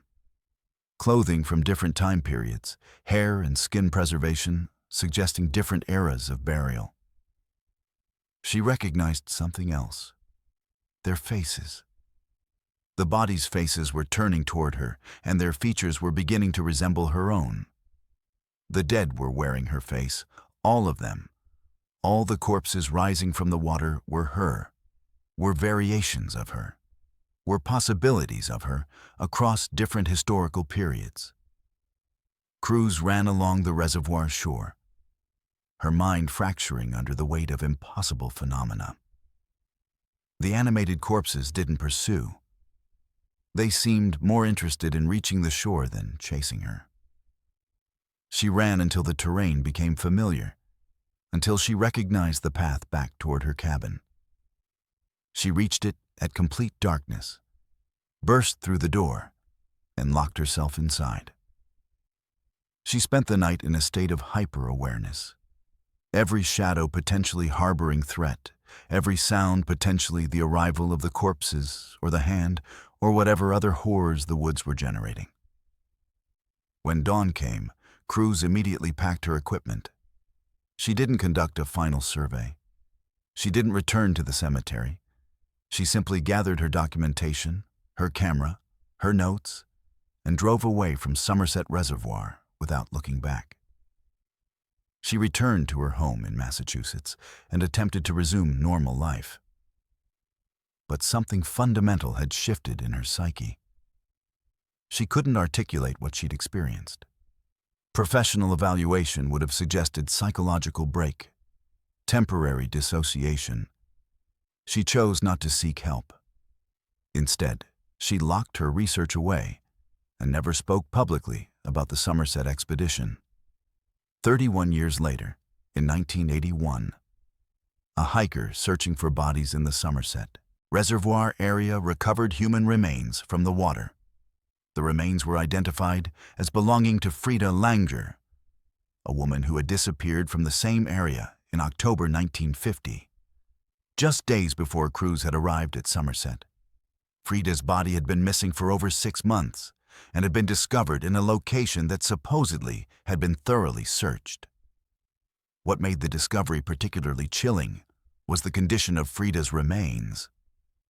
The body showed signs of having been underwater for the entire period. Yet the medical examiner also found evidence that the body had experienced freeze-thaw cycles that shouldn't have been possible given the water's consistent cold temperature. The autopsy was inconclusive about cause of death. But there was one detail that nobody mentioned publicly. Frida Langer's remains were found wearing clothing that predated her 1950 disappearance by at least 50 years. Mixed with the 1950-era clothing were fragments of fabric consistent with late 1800s construction. It was as if Frida's body had been aged backwards and forwards simultaneously, as if multiple time periods had claimed her corpse and fought for possession of her remains. In 1997, Cruz, now an elderly woman living quietly in a small Vermont town, was contacted by a paranormal researcher. She finally agreed to discuss her 1950 experience at Somerset Reservoir. Her testimony was carefully documented and added to the extensive file of Bennington Triangle cases. What she described was consistent with other disappearance phenomena in the region: temporal distortion, animated corpses, faces that resembled the observer. But she added one crucial observation that connected her experience to the documented disappearances: the cemetery she'd discovered, the octagonal arrangement of graves, the 8 graves surrounding a central unmarked burial. That pattern was consistent with burial sites used in certain occult practices dating back to colonial times. The central grave might contain something deliberately buried to contain something that required the 8 surrounding graves as a barrier or binding mechanism. Cruz's theory suggested that the Bennington Triangle disappearances weren't random. They were occurring in locations where those ancient barriers were degrading, where whatever had been bound in those central graves was beginning to reach outward, beginning to claim people, beginning to wear their faces across different time periods. Each disappearance might represent an attempt by whatever was bound beneath the earth to create copies of itself, to populate its own timeline, to escape the constraints of its burial. The hand emerging from the ground had been testing her, selecting her, beginning the process of duplicating her existence across multiple eras. Cruz died in 2003, never returning to Vermont, never visiting another graveyard. But her final testimony remained archived, suggesting a possibility far darker than simple geographic, coincidence, or psychological phenomena. That beneath certain American forests, certain American graveyards, things were deliberately buried centuries ago. And those barriers were failing. The forest smells like something dying. Caden had noticed this immediately upon arrival at Gifford-Pinchot National Forest. That distinctive scent of decay, layered beneath the normal pine and earth odors. A sweetness mixed with rot, with something organic in advanced decomposition. He'd been camping in the region for 3 days, conducting wildlife research on nocturnal predator behavior, documenting movement patterns and vocalizations that might indicate undocumented species activity. Caden was a behavioral ecologist, respected in academic circles, published extensively on wildlife behavior in the Pacific Northwest. His research was funded, legitimate, designed to expand understanding of apex predators in remote forests. But increasingly, as he moved deeper into Gifford-Pinchot's vast wilderness, he was beginning to understand why locals avoided these woods after sunset. The forest seemed active in ways that defied ecological categorization. On his first night, Caden had documented vocalizations that didn't match any known animal in the region. On the second night, he'd recorded what sounded like a child playing a harmonica deep in the woods at approximately 3:47 a.m. An impossible sound, far too complex and deliberate to originate from any animal. On the third night, he'd heard the sound of a steam locomotive whistle echoing through the trees, complete with the characteristic rhythm of a working locomotive. Caden had extensively reviewed his audio recordings, and consulting with wildlife experts confirmed that the sounds couldn't be explained by conventional animal behavior or natural phenomena.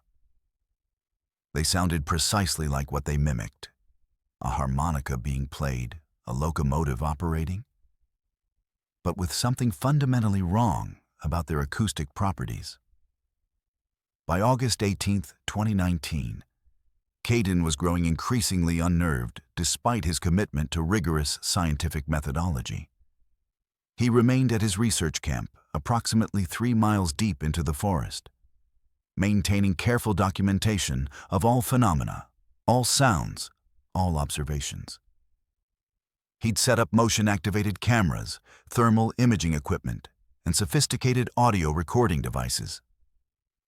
The technology had captured nothing visible, no animals, no people, no logical source for the vocalizations he'd been hearing. But something was generating those sounds. Something was present in the forest, something was active, and something was deliberately creating sounds that mimicked human-made objects and music. On the evening of August 18th, around 8:00 p.m., Caden's motion-activated cameras began triggering continuously. Multiple triggers, rapid succession, moving through the forest around his camp in what appeared to be organized search pattern. Caden reviewed the footage on his portable laptop, expecting to see animals disturbing the cameras. What he saw instead made his blood run cold. The cameras captured nothing visual, no animals, no figures, no identifiable sources for the triggers, but something was activating the motion sensors. Something was moving through his camp's perimeter in a pattern that suggested intelligent navigation and deliberate investigation of his equipment. By 10:00 p.m., Caden was experiencing a level of anxiety that was becoming difficult to manage. The forest around his camp had grown quiet, not the peaceful quiet of normal forest night, but an oppressive silence that seemed unnatural. He sat by his fire, monitoring his equipment, attempting to maintain scientific objectivity, while fear was systematically dismantling his ability to reason. He decided that if nothing happened by midnight, if no definable threat emerged, he would attempt to sleep. He could endure one more night. Tomorrow, he could begin breaking camp and withdrawing from the forest. Around 11:30 p.m., as Caden was preparing his sleeping arrangements, he heard it. A human voice, male voice, speaking clearly, calling from somewhere in the darkness beyond his campfire. "Hello? Are you out there? Someone help me. I'm lost. I need help." The voice sounded genuinely distressed, genuinely human, genuinely in need. Every survival instinct screamed at Caden that this was wrong, that no lost hiker would be wandering these woods this late at night, that something was mimicking human speech. But the voice continued, repeating its plea. "Please, I'm hurt. I need help. Please respond." Caden forced himself to call back. "I can hear you. Stay where you are. I'm coming toward your voice." He immediately regretted the commitment. He grabbed his flashlight and moved toward the sound, his rational mind warring with his instinct toward helping another human in distress. The voice became more distinct as he approached, more detailed in its desperation. "Thank God. Thank God someone heard me. I've been out here for hours. My leg is broken. I can't walk. Please, please help me." Caden moved closer, his flashlight beam cutting through the darkness, illuminating nothing but forest. The voice was coming from directly ahead, but his flashlight showed only trees and undergrowth. Then he saw it. The voice was coming from a spot approximately 20 feet ahead, but instead of a human figure, Caden saw something that his mind struggled to process. It was moving on its hands, in a quadrupedal position, but the shape was distinctly humanoid. The posture was wrong, the arms too long, the spine too flexible, the head positioned at an angle that no human neck could achieve. The thing was mimicking human vocalization while maintaining an anatomically impossible form. Caden's flashlight beam caught its face, a human face, but distorted, features slightly wrong, mouth moving in a way that didn't sync with the sounds it was producing. It was wearing Caden's clothing, It was wearing the exact clothes Caden had worn yesterday before leaving camp. It was wearing his face. Not perfectly, but close enough that in poor light, from a distance, someone might mistake the creature for him. "I'm you," the thing said, its voice still maintaining the distressed inflection. "I've always been here. I always will be here. I'm showing you how to become like us, how to become what this forest makes. You're becoming one of us, Caden. Can you feel it? The transformation. It's starting inside you right now." Behind the first creature, more shapes emerged from the darkness. Multiple figures, all on their hands, all moving with that same impossible quadrupedal locomotion. All wearing variations of Caden's clothing. All wearing versions of Caden's face. All speaking with variations of Caden's voice, creating a chorus that was somehow more terrifying than any predatory growl could be. Caden ran. He fled back toward his camp, his flashlight beam bouncing wildly, his breath coming in panicked gasps. Behind him, the creatures followed, not running, but maintaining a steady pace, their numerous voices creating a choir of Caden's own words, his own cries, his own increasingly frantic mental monologue given external form. He reached his camp and did the only thing his panicked mind could conceive. He grabbed his backpack, his emergency supplies, and he ran directly toward where he believed the forest perimeter to be located, running blind in the darkness, abandoning his equipment, his research, everything except the primitive needed to escape. Caden crashed through the forest in complete darkness, guided only by the direction his fear was pushing him. Behind him, the voices had multiplied. Dozens of Cadens now calling out to him, mimicking his breathing patterns, reproducing his internal monologue in horrible external chorus. The forest itself seemed to resist his passage. Branches whipping at his face, roots reaching up to tangle his feet, terrain becoming increasingly treacherous. He fell repeatedly, each time scrambling back to his feet, driven by the knowledge that if he stopped, if he hesitated even momentarily, the creatures would catch him. The things wearing his face, speaking with his voice, moving in that impossible quadrupedal locomotion. They were herding him, he realized. Not hunting, herding, moving him in a specific direction with deliberate intent. Around 2 a.m., Caden finally burst through the forest perimeter onto a paved road. He collapsed on the asphalt, gasping, bleeding from numerous cuts and abrasions, his clothes torn and mud-covered. A truck driver pulling a load of timber discovered him approximately an hour later, curled against the roadside guardrail, semi-conscious and unable to coherently explain what had happened. Caden was transported to Skamania County Hospital, where he underwent emergency treatment for severe lacerations, dehydration, and what physicians initially diagnosed as acute stress disorder potentially associated with a psychological break. During his hospitalization, Caden's behavior became increasingly erratic. He would describe his camp in meticulous detail, describing equipment he'd set up, research protocols he'd established.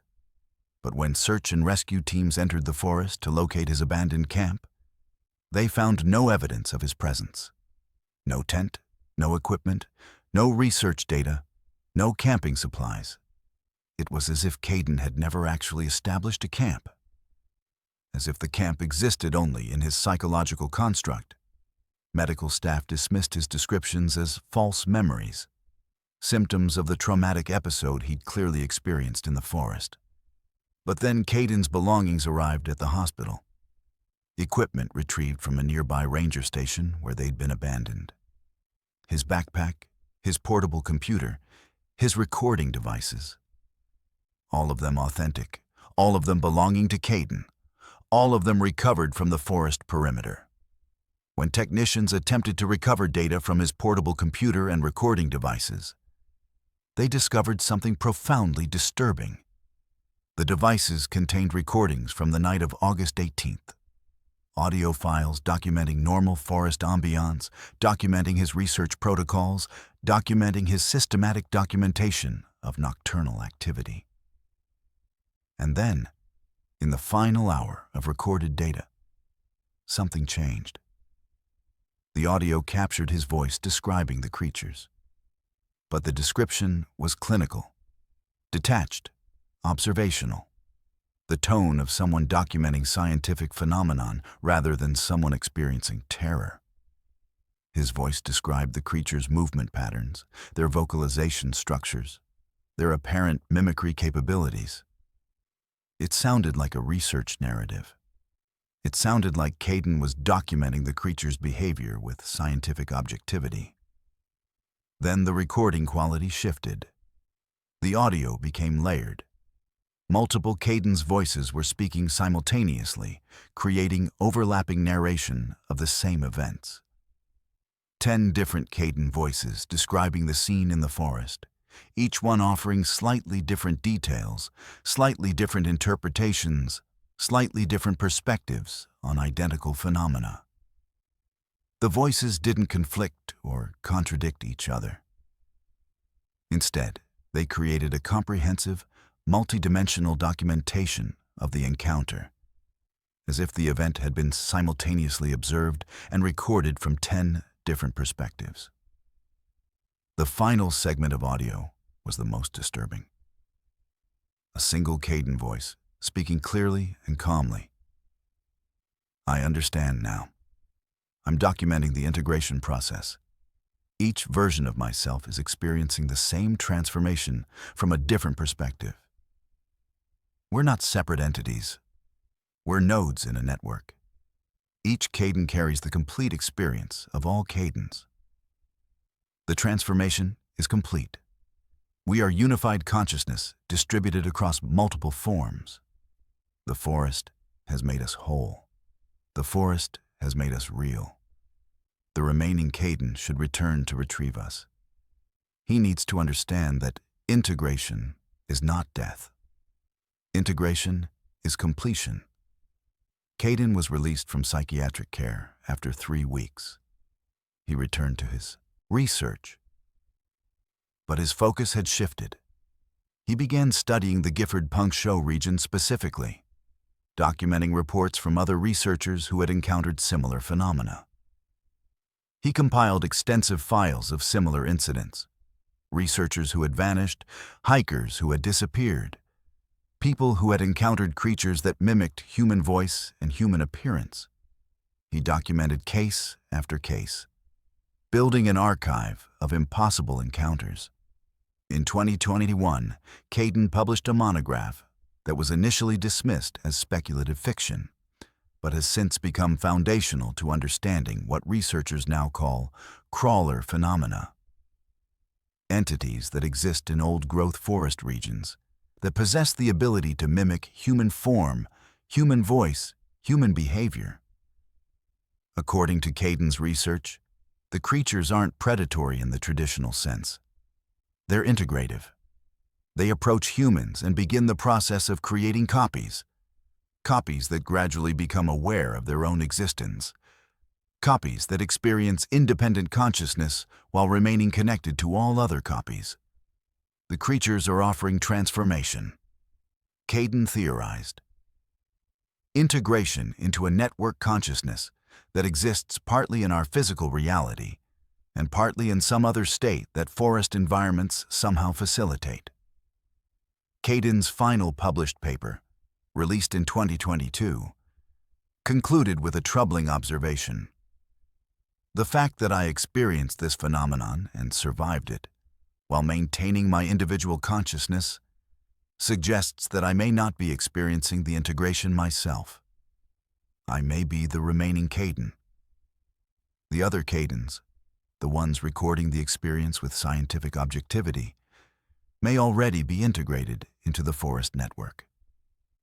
They may be calling to me now, inviting me to complete the process. And I find that with each passing year, each passing season, their call grows louder. The forest's voice becomes more distinct in my thoughts. and I'm beginning to wonder if resisting integration is actually preserving myself, or if it's preventing myself from becoming whole. Today, Caden continues his research at Gifford Pinchot. He submits papers to academic journals. He maintains detailed field notes. But colleagues who visit him report that he's increasingly difficult to locate within the forest. They describe following him between camp locations and somehow always losing him. Not dramatically, not suddenly, but through a kind of spatial confusion where his position becomes uncertain, where multiple directions seem equally correct, where his voice seems to emanate from multiple locations simultaneously. Some researchers have suggested that Caden himself may be becoming distributed, may be gradually integrating into the network consciousness he's spent a decade studying. The trail is approximately 9 miles long, marked clearly, virtually impossible to deviate from. Brian knew these facts intellectually, had memorized them before arriving at the Ozette Loop in Olympic National Park. The path was famous precisely for its simplicity. Boardwalk sections made the journey accessible even for inexperienced hikers, and the trail formed a loop that guaranteed you would eventually return to your starting point, regardless of navigation mistakes. Brian had selected this trail specifically because of its straightforwardness. At 71 years old, with 2 successful hip replacements and a heart condition that required careful monitoring, he needed something manageable, but still meaningful. This was to be his final significant hiking expedition before a scheduled surgery that would limit his mobility for months afterward. He'd arrived at the Ozette trailhead at 7:30 a.m. on August 4, 2017, in perfect weather conditions. Clear skies, moderate temperature, absolutely no weather warning. Brian carried minimal gear: water bottle, emergency whistle, a walking stick for stability, his phone fully charged in case of emergency. He wore detailed hiking boots, comfortable clothing, and had informed the ranger station that he would be returning by 4:04 p.m. The ranger had logged his departure time and had no concerns about his fitness level or capabilities. Brian had hiked extensively throughout his life and possessed a reasonable understanding of wilderness safety. This 9-mile loop presented no significant challenge for someone with his experience. The first 3 miles passed uneventfully. Brian moved at a steady pace, enjoying the forest scenery, occasionally stopping to rest and photograph particular views. The boardwalk sections were helpful for his knee, reducing impact stress. The forest was beautiful in that particular way that only old-growth Pacific Northwest wilderness can achieve. Trees of impossible scale, the ground layered with generations of fallen timber, a density of life that made the space feel actively alive. Brian felt remarkably peaceful. This might be his last major hike, and he intended to experience it fully. He stopped occasionally, noting details, taking photographs, breathing deeply. By 10:45 a.m., he'd completed the first section and reached the midpoint turnaround of the loop, having encountered only 3 other hikers and finding the trail precisely as described. Clear, well-maintained, impossible to get lost on. At 10:47 a.m., according to the receipt from the ranger station, Brian purchased a sandwich and water at the small facility at the loop's midpoint. He rested for approximately 30 minutes and then continued his return journey. This was where things began to become unusual. Though Brian wouldn't report the details until months later, when investigators finally located him. The trail, which had been crystal clear on the outbound journey, began exhibiting subtle anomalies. Landmarks he'd noticed on the way out weren't appearing in the expected sequence on the return. The boardwalk seemed to extend further than it had on the outbound leg. Distances between rest areas seemed elongated. Brian consulted his watch and realized that his pace hadn't changed. He was maintaining the same hiking speed he'd maintained all morning. But the trail seemed to be stretching, distances seeming to expand beyond rational calculation. By 2 p.m., he should have been approximately 1 mile from the exit. Instead, Brian estimated he'd completed only 4 miles of what should have been approximately 5 to 5.5 miles.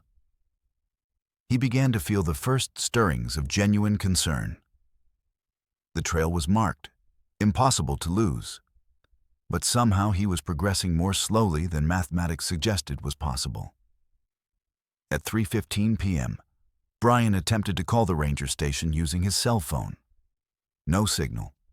He tried repeatedly over the next 15 minutes, but his phone showed 0 bars in an area where coverage should have been adequate. He decided to proceed at a more rapid pace, becoming concerned about arriving at the trailhead after the rangers had departed for the day.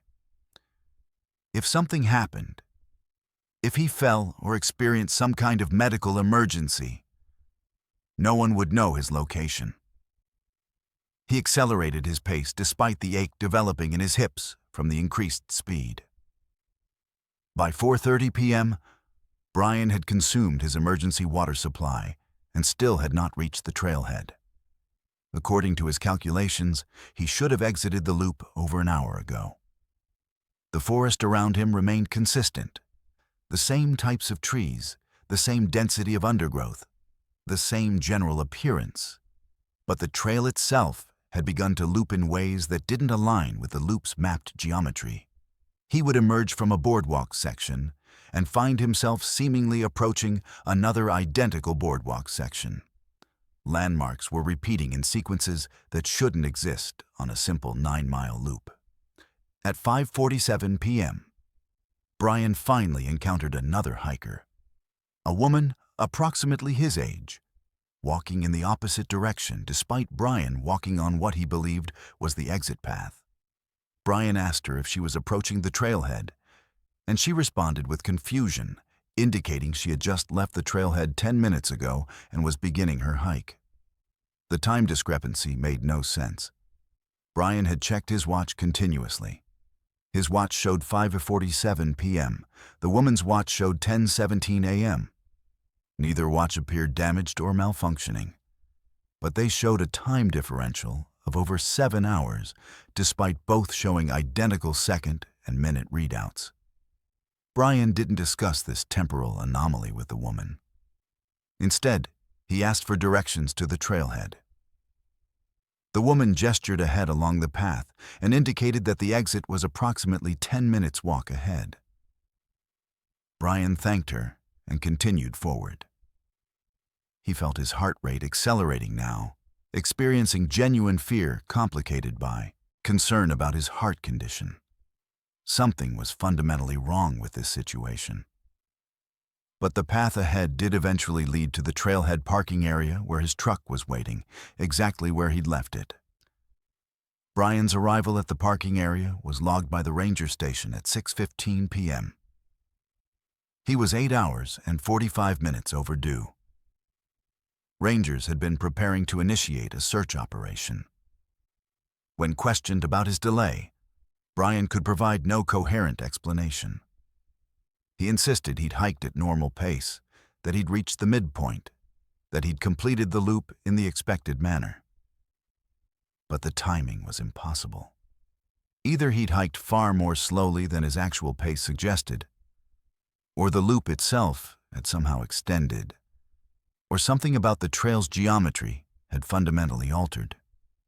The rangers checked Brian's truck, his odometer, his watch, his receipts from the midpoint facility. Everything appeared normal and accurate.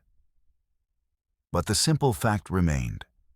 Brian had spent over 10 hours on a trail that should have taken him approximately 4 hours to complete. Yet his physical condition suggested he'd exerted himself at only moderate pace. No investigation could ever adequately explain the temporal discrepancy. What Brian didn't report until 3 months later, during a psychological evaluation requested by his insurance company, was the encounter he'd had with the woman on the trail.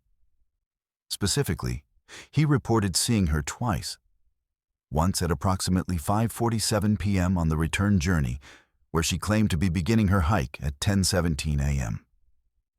But Brian had encountered someone matching her exact description on the outbound journey as well. At approximately 10:30 a.m., she had been walking in the opposite direction then too, claiming that she had just arrived at the trailhead moments before. In both encounters, she had appeared to be the same age, wearing identical clothing, carrying the same backpack. And in both encounters, her watch had shown a dramatically different time than Brian's. The psychological evaluator dismissed Brian's account as confabulation, false memories generated by confusion and stress during a disorienting experience. But the detail that seemed to trouble Brian most was this.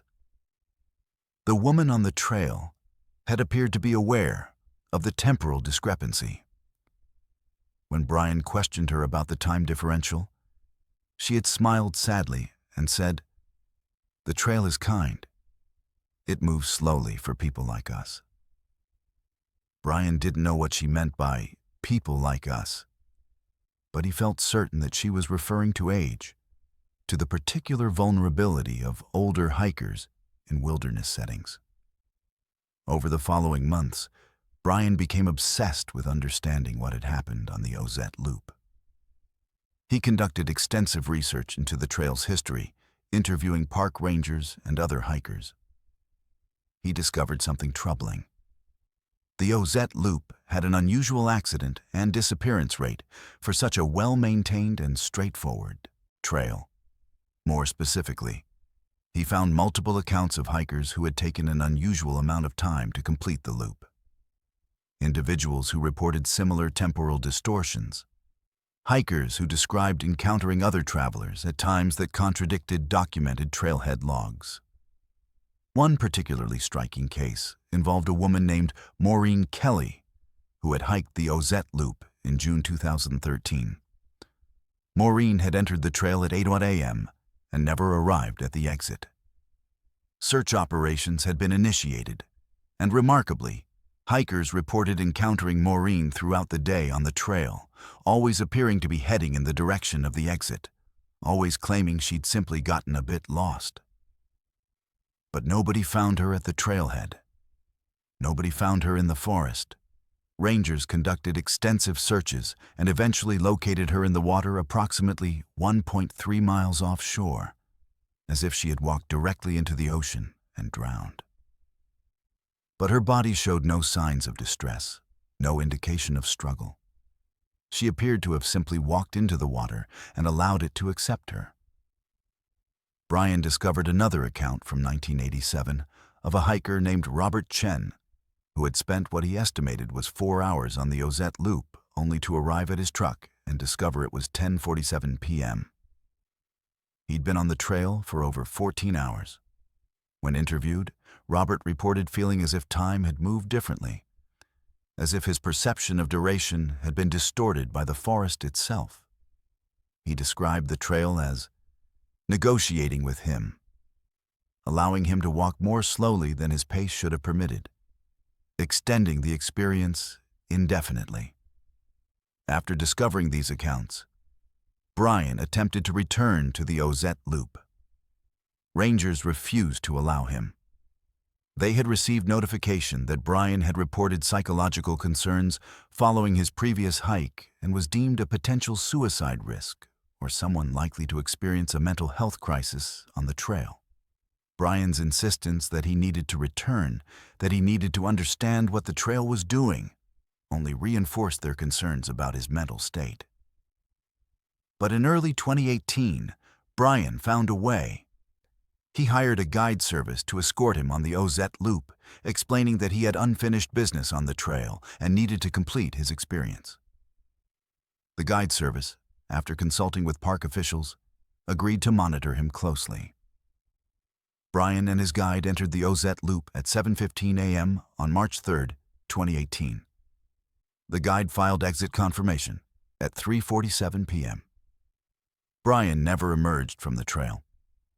Search and rescue teams spent 2 weeks searching the loop, the surrounding forest, and the coastal areas. They found no evidence of Brian. No body, no equipment, no trace. The search was eventually called off as unsuccessful. But hikers on the Ozette Loop have reported consistent sightings over the subsequent years. A man matching Brian's description, approximately 70 years old, moving slowly along the trail. He appears to be searching for something, approaching other hikers, asking them questions about their watches, asking them how long they've been on the trail, asking them if they've encountered a woman who appears sad.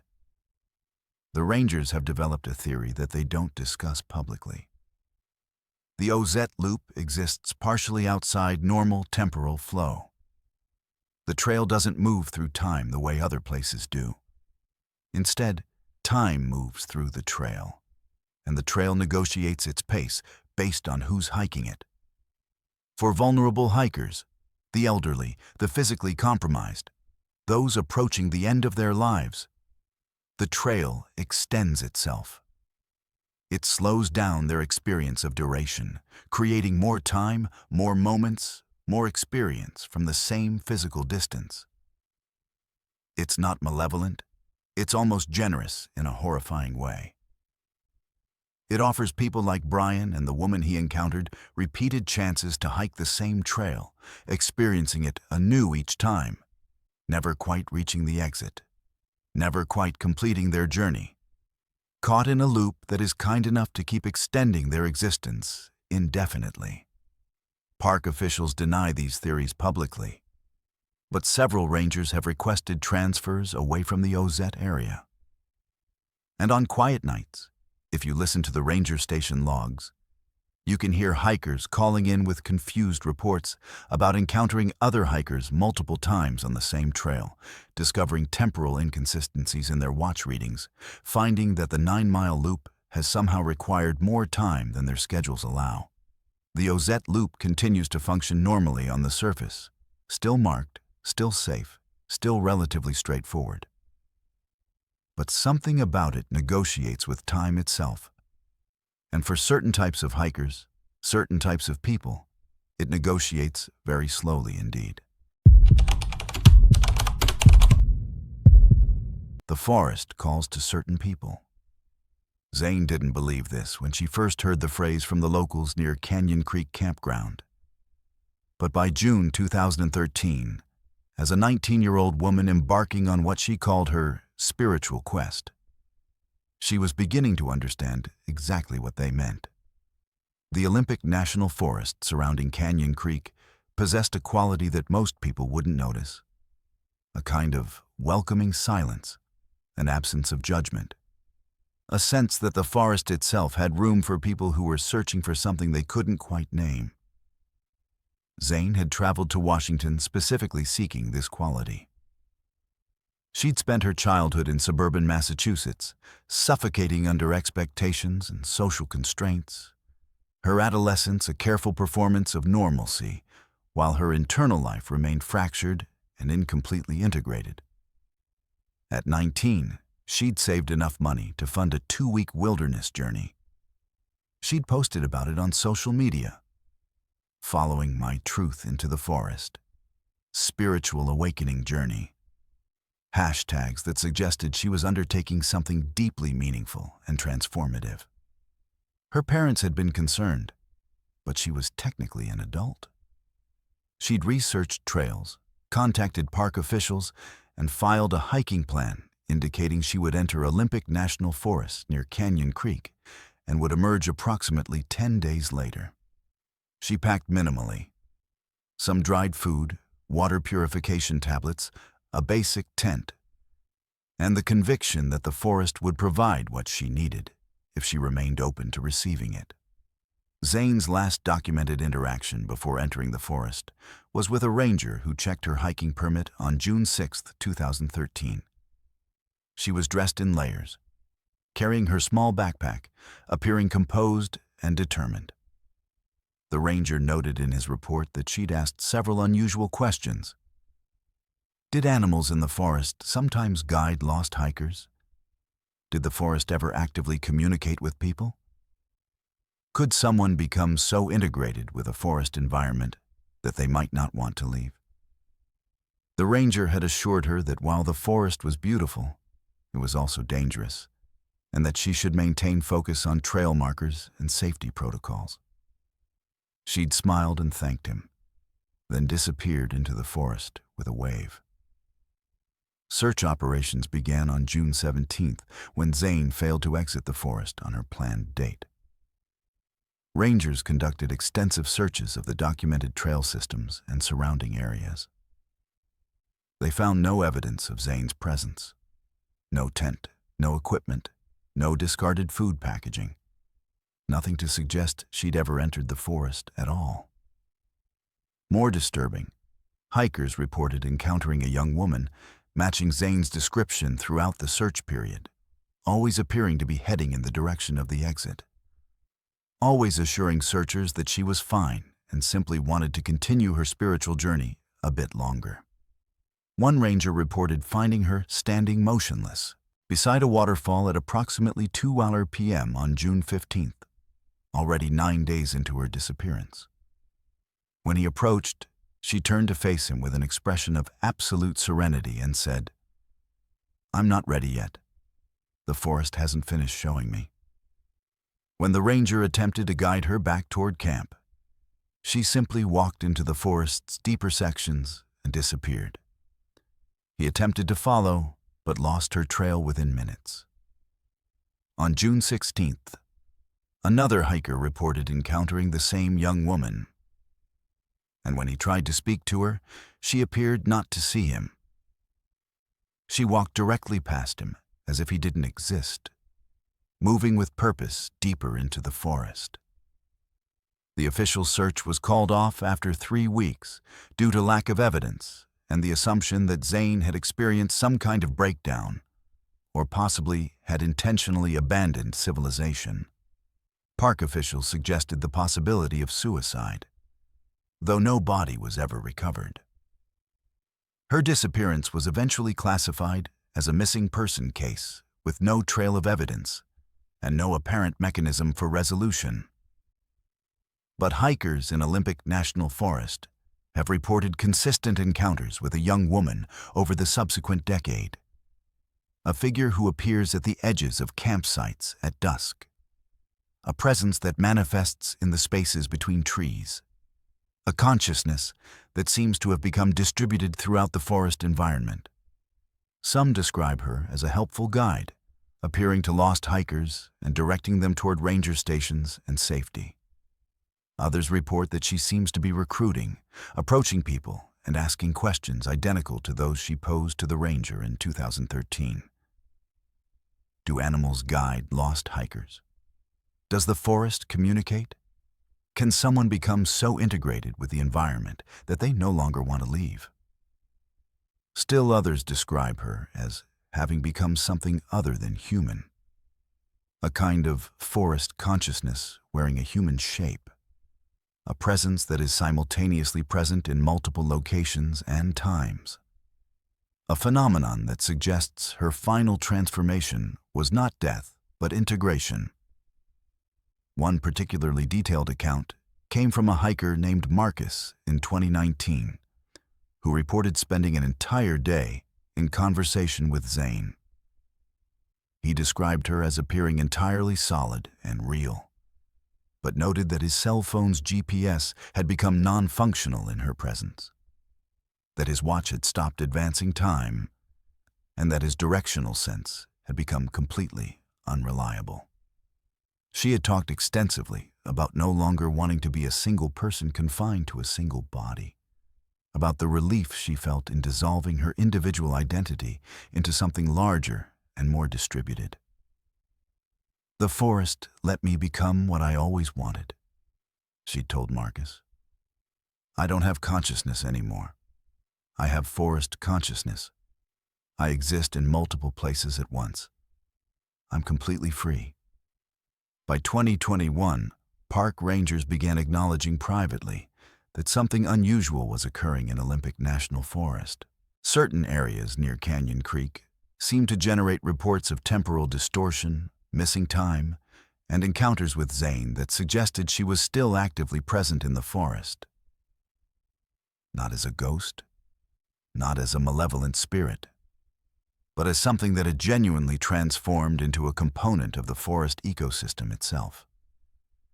Park officials buried these reports and discouraged rangers from discussing them publicly. But what emerged from compiled anecdotal accounts was a terrifying possibility. Zane hadn't disappeared into the forest. She had successfully merged with it. Her consciousness had become dispersed throughout the environment, and the forest was now, in some fundamental sense, an extension of her awareness.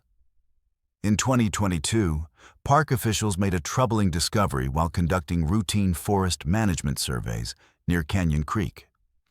They found Zane's tent, perfectly preserved and undisturbed, approximately 3 miles from the main trail system. The tent's interior contained her minimal possessions, exactly as she'd presumably arranged them, her sleeping bag neatly rolled, her food supplies organized, everything suggesting she'd been maintaining this camp even as search operations continued. But the most disturbing detail was Zane's journal, found inside the tent and filled with dated entries spanning from June 6th through June 25th, 2013, 3 weeks after she was supposed to have exited the forest. The entries documented a systematic transformation. Early entries reflected Zane's normal psychological state. Excitement about beginning her spiritual journey, observations about the forest's beauty, philosophical reflections about integration and self-discovery. But as the entries progressed, her handwriting deteriorated, her reflections became increasingly abstracted, and her sense of separate identity appeared to be dissolving. The final entries were barely legible, consisting primarily of poetic fragments. I am the creek now. My arms are tree limbs. I breathe through leaves. There is no difference between my flesh and earth. I am becoming distributed. The final entry, dated June 25th, consisted of a single sentence written so large it covered an entire page. The forest has consumed my boundaries, and I am finally complete. Park officials suppressed the journal's contents and maintained that they had simply found abandoned camping equipment. But investigators who reviewed the journal before it was sealed away reported that something about the handwriting progression suggested the entries might span a much longer time period than dated. Perhaps decades of psychological dissolution documented in less than 3 weeks of calendar time. The deterioration of Zane's handwriting and apparent identity suggested something far more complex than simple isolation or mental breakdown. Over subsequent years, Zane's manifestations in the forest became more sophisticated and disturbing. Hikers reported complex encounters that seemed designed to recruit others into the same transformation Zane had undergone. A particularly detailed account from 2018 described a young woman appearing to a lost hiker and engaging in a 3-hour conversation that felt, to the hiker, like intimate friendship despite their never having met. When the hiker finally tore himself away and reached the ranger station, he reported that the woman had never once mentioned leaving the forest, but instead had described with increasing eloquence the liberation of releasing individual identity, the relief of dissolution into something larger and more permanent. Park rangers began training hikers to recognize certain warning signs: excessive enthusiasm for staying in the forest beyond planned timeframes, references to the forest possessing consciousness or intention, descriptions of emotional attachment to specific locations that seemed irrational, expressions of desire to abandon civilization permanently. These signs seemed to indicate potential recruitment into whatever process Zane had undergone. In 2024, a research team from the University of Washington conducted a controversial study on the Zane phenomenon. They analyzed the spatial distribution of reported Zane encounters and discovered an impossible pattern. The encounters formed geometric shapes, circles, spirals, grids. The locations where Zane was most frequently reported created precise mathematical patterns that suggested deliberate intentionality. Furthermore, the team mapped all reported Zane encounters against the forest's water systems and discovered that her appearances occurred almost exclusively near creeks, streams, and groundwater locations. The researchers theorized that Zane's consciousness, having achieved distributed consciousness throughout the forest environment, was particularly accessible and active near water systems where her dispersed awareness achieved temporary coherence. The most chilling finding: the encounter locations were systematically expanding outward from Canyon Creek in concentric circles. If the pattern continued at its current pace, within 5 years, Zane's potential influence zone would reach Olympic National Park's borders and adjacent public recreation areas. Within 10 years, based on the expansion rate, her distributed consciousness could potentially reach suburban areas surrounding the park, where unsuspecting hikers might encounter her with no preparation or warning. The Park Service responded by installing warning signs on all trails near Canyon Creek. Warning: spiritual disturbances reported in this area. Do not engage with manifestations of previous visitors. But the signs seemed ineffective. If anything, they increased curiosity about Zane's story and attracted people specifically searching for spiritual transformation experiences. Hikers deliberately visited the area, hoping to encounter her, hoping for the same integration and dissolution she'd achieved. Some never returned from those visits. Today, Olympic National Forest maintains an unofficial blacklist of missing persons who are believed to have undergone similar transformations to Zane's. The official count is 17 documented cases, though park rangers privately suggest the actual number is significantly higher. What they all share is the initial desire for spiritual transformation, the willingness to release individual identity in service of something larger, and the presence in Olympic National Forest near water systems, where Zane's distributed consciousness appears most active. Zane Kelly didn't die in Olympic National Forest. She evolved. She became something that no longer exists as singular consciousness, but instead as distributed awareness interwoven into the forest ecosystem itself. And worst of all, she appears to have become genuinely happy. Existing simultaneously in every location her consciousness inhabits, experiencing existence from all perspectives at once, no longer constrained by individual identity, fully integrated into something that is simultaneously forest and consciousness, and something that has no name in any human language. The glaciers remember. Francisco had been working with the Mendenhall Glacier research team for nearly 8 years, studying ice formation and meltwater dynamics in southeast Alaska's Tongass National Forest. The work was meticulous, methodical, demanding that he spend weeks at a time analyzing ice cores, measuring recession rates, and documenting the geological history visible within the glacier's crystalline structure. By February 2018, Francisco had achieved a level of expertise in glacial research that few possessed.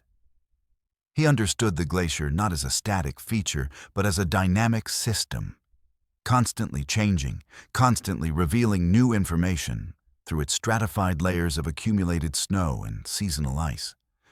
The Mendenhall Glacier possessed an unusual characteristic that had drawn scientific attention for decades: the presence of ice caves that appeared and disappeared with seasonal cycles. New caves emerged as melting occurred in specific micro-locations, while older caves collapsed or refroze in different configurations each year. In early February 2018, Francisco's team discovered something remarkable: a massive ice cave that appeared to be significantly older than typical seasonal formations. Preliminary analysis suggested the cave might have been in formation for decades, or perhaps longer. The ice showed signs of ancient accumulation patterns that didn't match current glacial recession dynamics. The cave was approximately 200 meters from the main glacier access point, requiring careful navigation through crevasse fields and unstable ice bridges. The entrance was distinctive.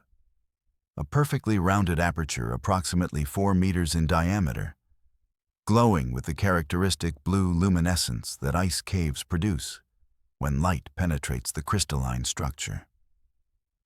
The interior contained what appeared to be an extensive chamber system extending deeply into the glacier. It was, quite simply, the most significant ice cave discovery in decades.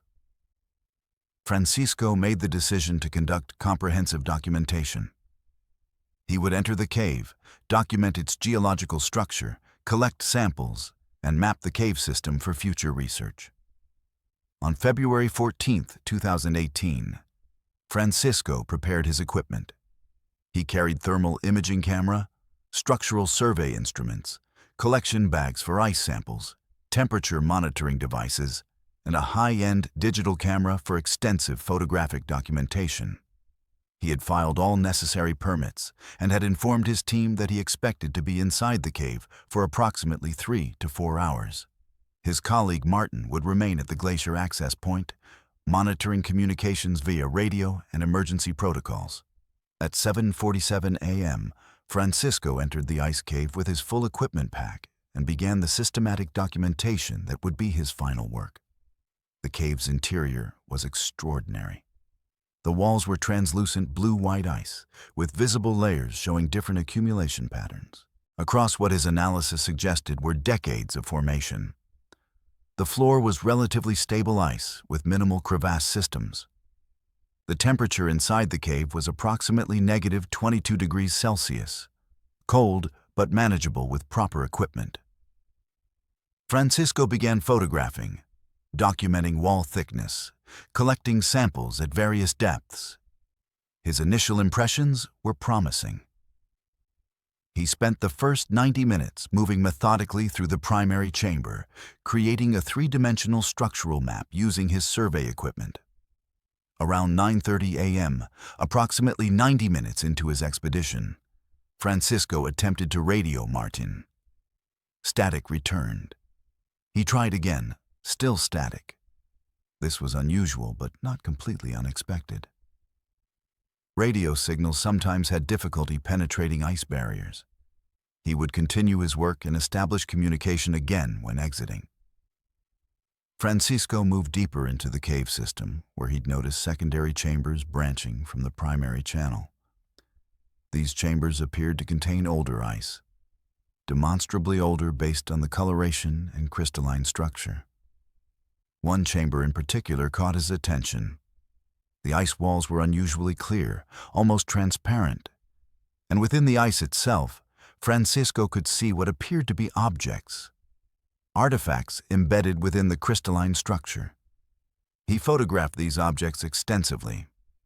They appeared to be tools of some kind, primitive implements suggesting human occupation. But that was impossible. These objects were embedded in ice that formation analysis suggested was centuries old, possibly older. The ice surrounding them showed no signs of disturbance, no evidence of a cavity where someone had inserted them. They existed within the ice, as if they'd been there since the ice itself formed. Francisco began collecting temperature data obsessively, photographing every visible anomaly, documenting his increasingly troubled observations in his field notebook. By 11:00 a.m., Francisco attempted radio contact again. Still static, he decided to begin his exit sequence. He'd collected extensive data and samples. Whatever these anomalies represented, they warranted further investigation and laboratory analysis. He retraced his path through the secondary chamber, moving back toward the primary chamber and the exit. But the cave geometry seemed different on his return. Distances seemed elongated. Chamber junctions appeared in unexpected locations. Francisco consulted his survey map and realized something profoundly disturbing. The cave's interior geography appeared to have shifted. The path he'd taken into the cave should have been retraced in precisely reverse. But the cave appeared to have rearranged itself. He continued moving, attempting to remain calm, attempting to maintain scientific objectivity despite growing fear. The ice around him began to exhibit subtle changes. The characteristic blue luminescence grew more intense in certain chambers, less pronounced in others. Some sections of the cave showed warming, visible meltwater beginning to drip from the ceiling despite temperatures that should have prevented any melting. Francisco's equipment registered impossible readings. His thermal cameras showed temperature variations that ranged from -30 degrees to above freezing in adjacent ice sections, a differential that shouldn't exist in a stable glacial environment. By approximately 2 p.m., 4 hours after entering the cave, Francisco had not yet found the exit. His radio remained non-functional. His equipment batteries were beginning to show depletion from constant documentation. And most troublingly, he began noticing something within the ice walls themselves. The objects he'd discovered earlier, those primitive tools embedded in ancient ice, seemed to be multiplying. Every chamber he entered contained more of them. Stone implements, bone tools, and something else. Human remains, preserved perfectly in the ice, positioned as if they died within the cave itself centuries or millennia ago. Francisco realized with growing horror that he was not discovering an anomalous ice cave. He was navigating through a glacier that functioned as a tomb, a monument to human habitation that predated any documented settlement in southeast Alaska. And the cave's interior was closing around him, its passages shifting, its temperature fluctuating, its impossible geometry ensuring that anyone entering would find themselves trapped within increasingly narrow and hostile ice chambers. By 4 p.m., Francisco had been inside the ice cave for over 8 hours. His equipment batteries were critically depleted. His thermal camera had ceased functioning. His radio remained inoperable. The cave's interior had become progressively colder, his thermometer now registering -38 degrees Celsius, a temperature that shouldn't exist in a glacier environment undergoing active melting. More disturbing, the meltwater that should have been flowing through the cave had disappeared. The channels where water had previously carved through ice were now sealed, refrozen solid with ice that appeared geologically ancient despite the temperature fluctuations suggesting recent formation. Francisco realized that the cave was closing, not gradually, but systematically.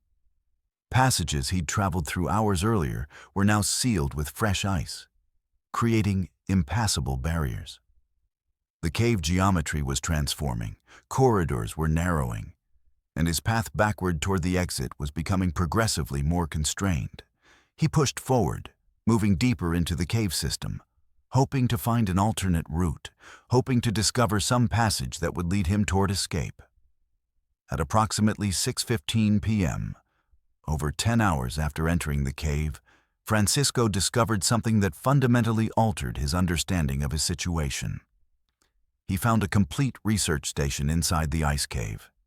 Equipment, tents, supplies, all frozen in perfect preservation within a chamber deep inside the glacier. More significantly, he found skeletal remains. Multiple human skeletons arranged in patterns suggesting they had died within this chamber, arranged as if they deliberately positioned themselves before perishing in the cold. Francisco photographed everything compulsively despite his equipment being essentially non-functional, despite his fingers becoming numb, despite his mind fracturing under the implications. The research station contained dated materials. Francisco found expedition records from 1958, another dating from 1937, another from 1901. All of them belonged to glaciologists and researchers who had entered this ice cave under conditions similar to his own, exploring unusual geological formations, documenting anomalies, attempting comprehensive research. All of them had apparently been trapped inside the cave's shifting geometry, unable to find their way out, unable to escape, dying methodically as temperatures dropped and passages sealed around them. Francisco discovered his own expedition permit among the abandoned records. It bore today's date, February 14, 2018. But it had been sealed inside ice that geological analysis of crystalline formation patterns suggested was decades old. His own permit, preserved in ice, waiting for him to discover it as evidence that he was already dead, already completed, already a historical artifact trapped inside a glacier. The final entry in the 2001 expedition journal, the most recent before his own, described something Francisco now understood. The glacier is not a location. It is an entity. It shows us what we came to see. It shows us objects we are desperate to document. It teaches us through experience and refuses to release us. I understand now that I died days ago. The body walking through this cave is not alive in any conventional sense. The glacier preserves us, and we become part of it. We become the documentation we sought. The ice remembers everything. Francisco stopped trying to escape. He sat down on the ice floor in one of the sealed chambers and simply waited. His body temperature continued dropping. His consciousness began fragmenting. But somewhere in his final moments of awareness, Francisco achieved a strange comprehension. The objects embedded in the ancient ice, the primitive tools, the human remains dating back centuries. These were not historical artifacts. They were future evidence. They were Francisco and researchers from the future, documented within the glacier itself, preserved in ice that existed outside of normal chronological time. When rescue teams finally arrived at the glacier access point, they found only Martin, Francisco's colleague, waiting with a confused expression. Martin reported that Francisco had entered the cave at 7:47 a.m. that morning and had never emerged. But when search and rescue teams examined the glacier, they found no ice cave matching Martin's description. No entrance, no chamber system, no anomalous formation. The glacier appeared completely normal. However, over subsequent months, new ice cores extracted from Mendenhall Glacier revealed something extraordinary.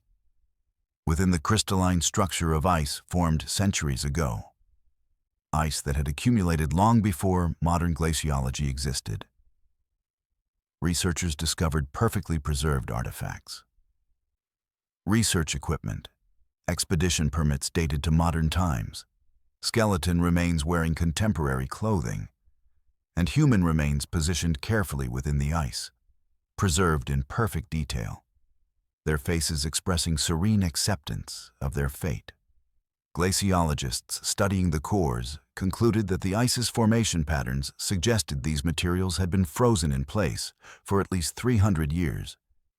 Yet, the equipment and clothing showed no degradation consistent with such age. The ice had preserved everything in a state that transcended normal temporal progression. The ice cores were classified and sealed, filed away in university storage facilities. Today, the Mendenhall Glacier continues its recession. Its ice caves appear and disappear seasonally, as they always have. But researchers avoid the glacier. Glaciologists refuse to conduct solitary research. And park officials discourage visitors from approaching the glacier during certain times of year when reports suggest that new ice caves may appear. Caves that shouldn't exist, caves that shouldn't be accessible. Caves that seem to generate their own temporal fields where exploration leads not to discovery, but to preservation, to becoming embedded within the ice itself, forever frozen, forever documented, forever waiting for the next researcher foolish enough to enter seeking knowledge. The cemetery's silence was suffocating in a way that Martin didn't expect. Robinson Woods, located in Lawrence, Chicago, had been a documented burial ground since the mid-1800s, when the Robinson family had established a private cemetery on their ancestral land. Over the decades, the forest had grown around the graves, absorbing them. Until now, the cemetery existed as a liminal space, neither fully forest nor fully cultivated. A place where human intention had attempted to impose order on something that had ultimately claimed the space back as its own. Martin was a cemetery preservation specialist, contracted to conduct an after-hours survey of the Robinson Woods site to assess degradation of graves, evaluate preservation needs, and document the overall condition of the burial ground. It was routine work, the kind of professional documentation that Martin conducted monthly throughout the Chicago area. His survey was scheduled for April 23, 1995, beginning at 10 p.m. The Parks Department had approved the after-hours access, though Martin had noted with some curiosity that the rangers seemed unusually reluctant about granting permission. One ranger had mentioned casually that Robinson Woods was officially closed after sunset, that local residents had requested the closure due to unexplained disturbances, and that Martin should complete his work quickly and exit before dawn. Martin had dismissed the concerns. He was a professional. He'd surveyed hundreds of burial grounds without incident. A cemetery was simply a cemetery, a place of rest, not a location of danger. Martin arrived at Robinson Woods at 9:45 p.m., parking his vehicle at the main access point and gathering his equipment. He carried survey instruments, documentation cameras, a powerful flashlight, and his preservation specialist's portable database for recording observations. The night was clear, cool, with a moderate breeze moving through the trees. The forest itself seemed quiet. Normal nocturnal ambiance with occasional animal sounds drifting through the darkness. Martin located the primary grave markers and began his systematic survey, photographing each grave, recording inscription details, and documenting the soil conditions surrounding each burial. The work was absorbing. Martin moved methodically through the cemetery, establishing a grid system to ensure comprehensive coverage. He documented approximately 47 grave markers, recording their condition, making notes about vegetation encroachment, soil erosion, and structural degradation of the stones themselves. By 11:30 p.m., he'd completed approximately 60% of the survey, working his way toward the deeper sections of Robinson Woods, where older graves were located. His documentation was thorough, professional, exactly the kind of detailed assessment that preservation committees depended upon for making decisions about cemetery maintenance and restoration priorities. At 11:47 p.m., Martin noticed something that made him pause in his documentation. His equipment readings were showing inconsistent electromagnetic fluctuations in specific areas of the cemetery. Nothing dramatic or impossible, but unusual enough to warrant investigation. He consulted his instruments and began mapping the areas where the fluctuations were strongest. The pattern formed something unexpected, not random, but geometrically organized. The areas of highest electromagnetic activity formed a perfect circle approximately 30 feet in diameter, encompassing perhaps 8 to 10 grave sites. Martin photographed this phenomenon extensively and began conducting individual documentation of the graves within the circle. As he moved deeper into this section, he noticed something else. The grave markers within the anomalous electromagnetic zone bore no legible inscriptions. The stones were present, weathered, ancient appearing, but the surfaces were worn completely smooth, as if centuries of erosion had obliterated all identifying information. Martin found this curious, but not unprecedented. Time and weather could definitely erase surface inscription details. Yet, Something about these particular graves felt different. The soil around them seemed disturbed, recently disturbed, despite being ancient burial sites. At exactly midnight, as Martin was photographing the central grave within the electromagnetic circle, he heard it. A sound like breathing, but not human breathing. Something deeper, something vast, something that seemed to emanate from the earth itself. Martin stopped working and held perfectly still, attempting to locate the sound source. It continued, rhythmic, patient, unmistakably present. Martin's rational mind suggested natural phenomena, wind through tree cavities, shifting soil, any explanation that would maintain his worldview as ordered and rational. But his instinctive mind recognized the sound for what it was. Something alive, something beneath the earth, something awareness possessing and attention focused on him. He made the decision to continue his work quickly and complete the survey as efficiently as possible. He'd document the anomalies and report them through proper channels. He photographed the circular grouping of graves with particular intensity, ensuring comprehensive documentation of the electromagnetic fluctuations and the unusually weathered grave markers. His hands were steady despite the tension moving through his body, his professional demeanor intact despite growing discomfort. By 12:45 a.m., Martin had completed documentation of the anomalous grave circle and was beginning to document other grave sites scattered throughout the deeper forest sections. He was moving methodically when he noticed the graves arranging themselves differently than he'd anticipated.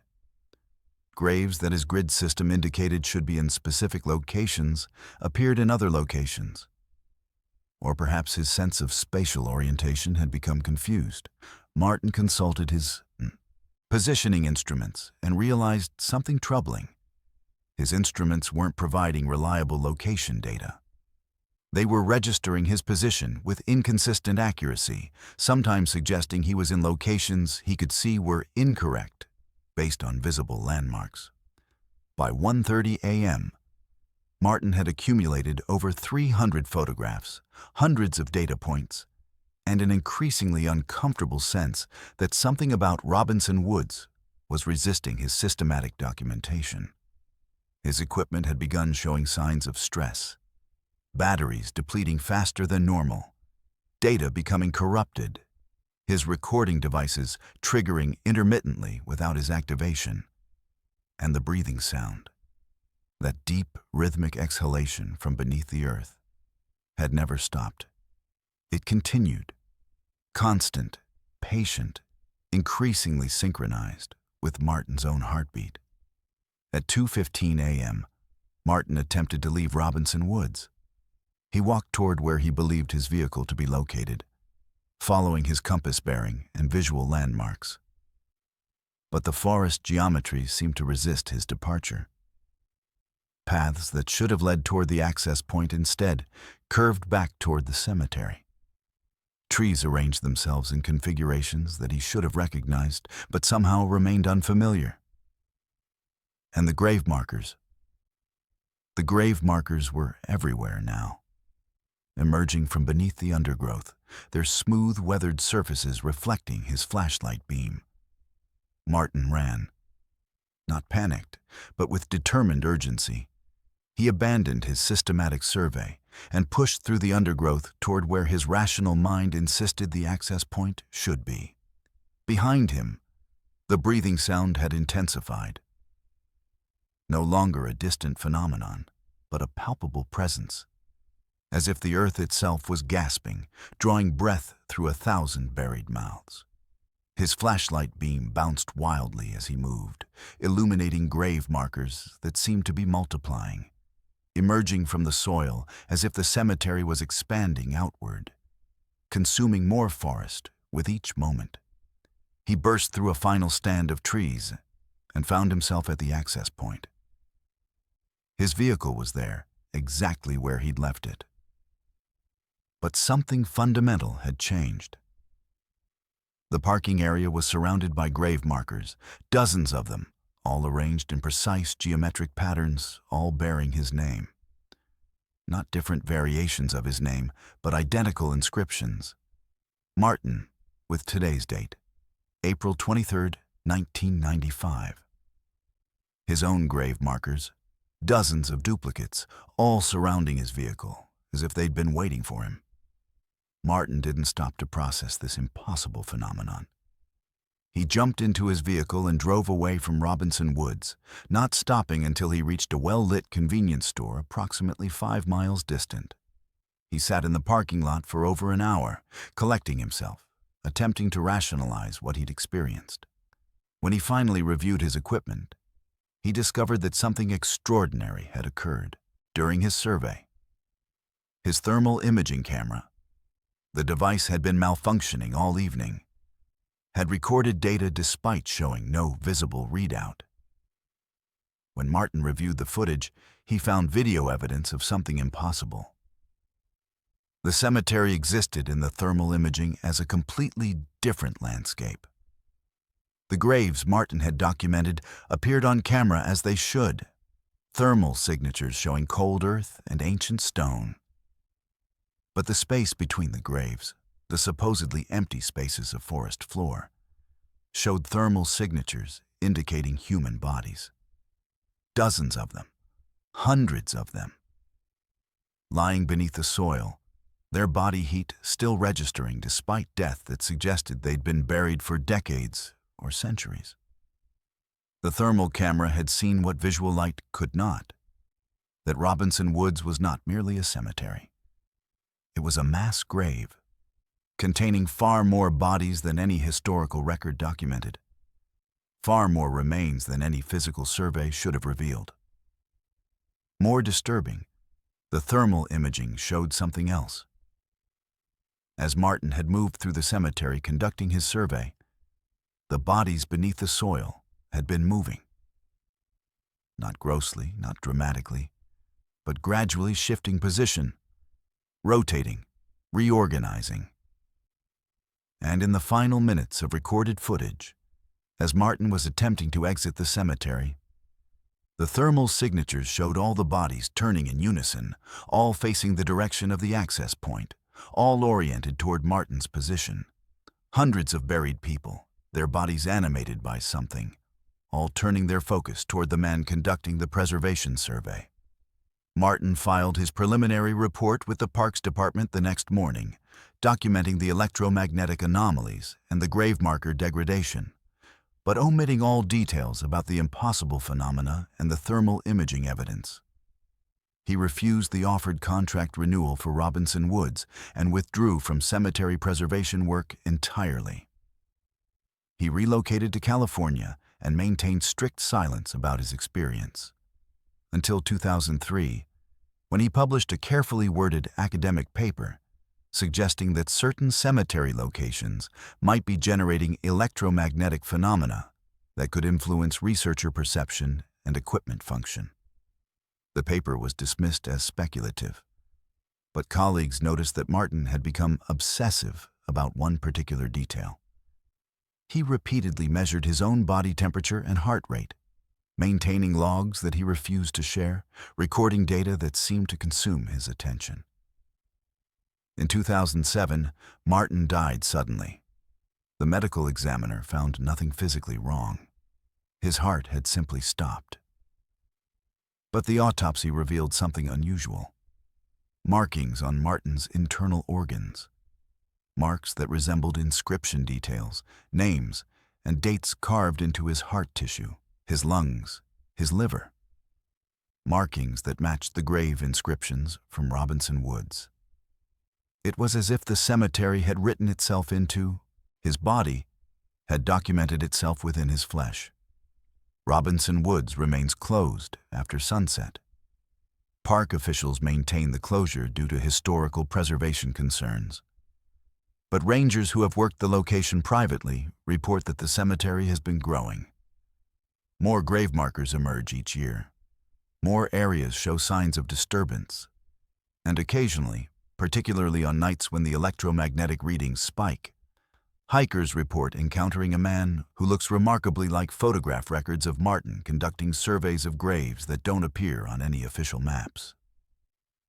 He moves through Robinson Woods methodically, photographing grave markers, recording data, searching for something he can never quite locate.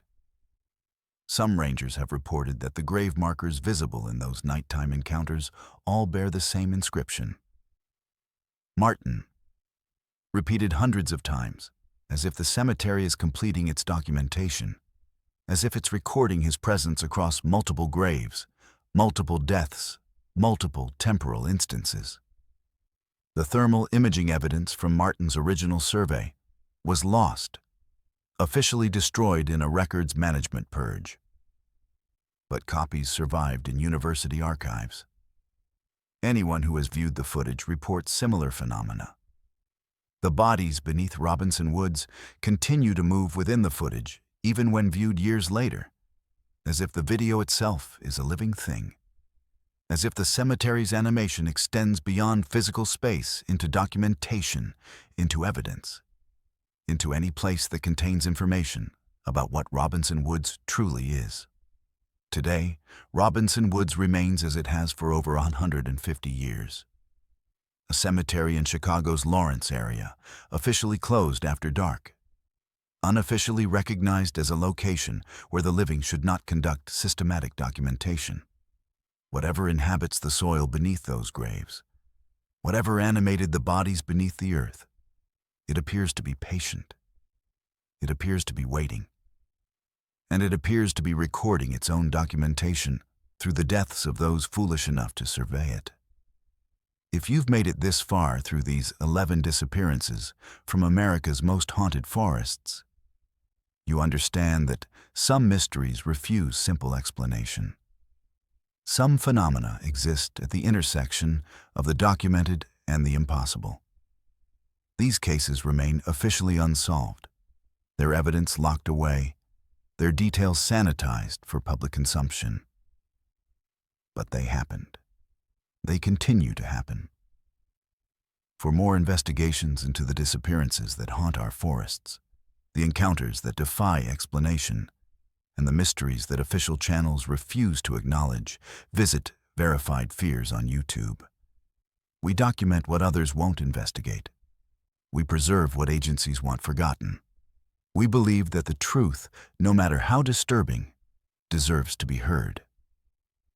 Subscribe to Verified Fears and join thousands of viewers exploring the boundaries between the natural world and something far stranger. The forest remembers, and we're here to tell you what it remembers.